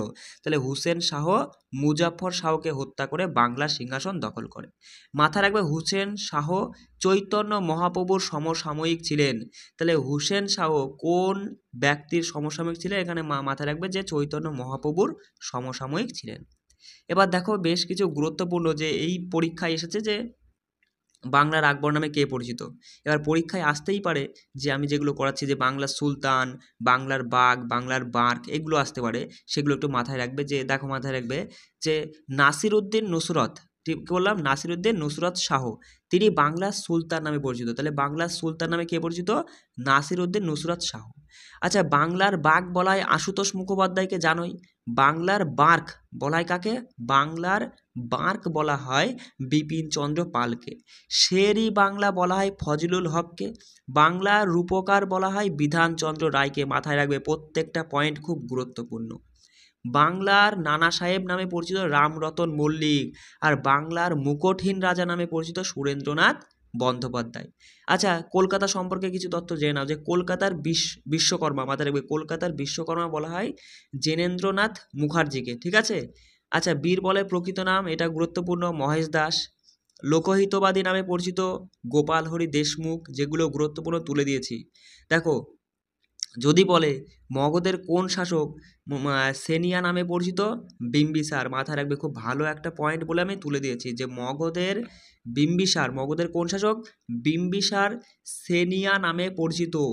বাংলার শেক্সপিয়ার কালিদাস, সরি, ভারতের শেক্সপিয়ার। ঠিক আছে, বাংলার নয়, ভারতের শেক্সপিয়ার হচ্ছে কালিদাস। আর ভারতের নাইটেঙ্গেল বলা হয় সরোজিনী নাইডুকে, তাকে আবার প্রাচ্যের বুলবুলও বলা হয়। মাথায় রাখবে, প্রাচ্যের বুলবুল বা ভারতের নাইটেঙ্গেল সরোজিনী নাইডুকে বলা হয়। অমিত্রাঘাত নামে পরিচিত বিন্দুসার। সীমান্ত গান্ধী নামে পরিচিত খান আব্দুল গফ্ফর খান। কাশ্মীরের আকবর নামে পরিচিত জয়নুল আবেদিন। ঠিক আছে। আধুনিক পাঞ্জাবের জনক বলা হয় ডালহৌসিকে। খুব ভালো প্রশ্ন। ঠিক আছে, আধুনিক পাঞ্জাবের জনক বলা হয় লর্ড ডালহৌসিকে। ভারতের নিউটন নাগার্জুন, আর ভারতের মেকিয়াভেলি বলা হয় কৌটিল্যকে। ঠিক আছে, এবার যদি কৌটিল্য অপশনে না থেকে যদি নানা ফড়নবিস থাকে সেটাও কিন্তু উত্তর নিয়ে নেবে, করে দেবে। ঠিক আছে, কিন্তু অ্যাকচুয়ালি উত্তর হবে কৌটিল্য। আর ভারতের বিসমার্ক বলা হয় সর্দার বল্লভভাই প্যাটেলকে। ভারতের রক্ষাকর্তা স্কন্দগুপ্ত। প্রত্যেকটা যে কটা পয়েন্ট করলাম না, ভেরি ভেরি ইম্পর্টেন্ট। তাহলে আমরা জিকে 5টা প্রশ্ন এইভাবেই প্রিভিয়াস প্রশ্ন পড়তে হয়। ঠিক আছে, 5টা শেষ করে দিয়েছি। এবার দেখো আমি তোমাকে একটা কথা বলি, এই যে সমস্ত কারেন্ট অ্যাফেয়ার্স, জিকে, ম্যাথ, হ্যাঁ, জিআই, এই সমস্ত কিছুর যা ক্লাস আমি করালাম সমস্ত কিছু পিডিএফ তুমি আমাদের টেলিগ্রাম চ্যানেলে পেয়ে যাচ্ছ। এই যে ক্লাস হয়ে গেছে, এখনই আমি টেলিগ্রামে সেন্ড করব। যদি মনে করো এই পিডিএফগুলো দেখো, এগুলো কিন্তু সব A4 পেজে করা। এগুলো তুমি জিকেগুলো, জিকে যার জিকের কারেন্ট অ্যাফেয়ার্স, এগুলো তো ওই পড়ার বিষয়, মুখস্থ রাখার বিষয়, এইগুলো কিন্তু তোমার হচ্ছে সব A4 পেজে তৈরি করা আছে। এগুলো তুমি কিন্তু প্রিন্ট আউট করে নিতে পারো। আর ম্যাথগুলো, সেগুলো হচ্ছে ম্যাথ আর জিআইটা, ওটা তোমাকে প্রিন্ট আউট করতে হবে না, ওটা তুমি টেলিগ্রাম থেকে নিয়ে ওখান থেকেই প্র্যাকটিস করে নিবা। ঠিক আছে, এবার তুমি এগুলো আমাদের যদি মনে করো যে তুমি আমাদের টেলিগ্রামে জয়েন্ট হতে চাও, তাহলে দেখো আমি একটা সামান্য প্রাইস রেখেছি 199 টাকা। তার বিনিময়ে তুমি এই যা ক্লাস আমি করাচ্ছি, current affairs, GK, GI, math, সমস্ত পিডিএফ পাচ্ছ। 60 দিনে 60টি মিনি মক টেস্ট পাচ্ছ। 60 দিনে 60টি মিনি মক টেস্ট পাচ্ছ তুমি, বুঝতে পারছো? তার সাথে সাথে 20খানা ভেরি ভেরি ইম্পর্টেন্ট, একদম এক্সাম রিলেটেড, যেমন এক্সামে পরীক্ষায় সেরকম ভেরি ভেরি ইম্পর্টেন্ট 20খানা ফুল মক টেস্ট পাচ্ছ। বুঝতে পারছো? এই ফুল মক টেস্টটা থাকছে 75 নাম্বারের। অ্যাকচুয়ালি পরীক্ষাটা হয় 85-তে, কিন্তু আমি 75-এ রেখেছি কারণ ইংলিশটা আমি করাচ্ছি না।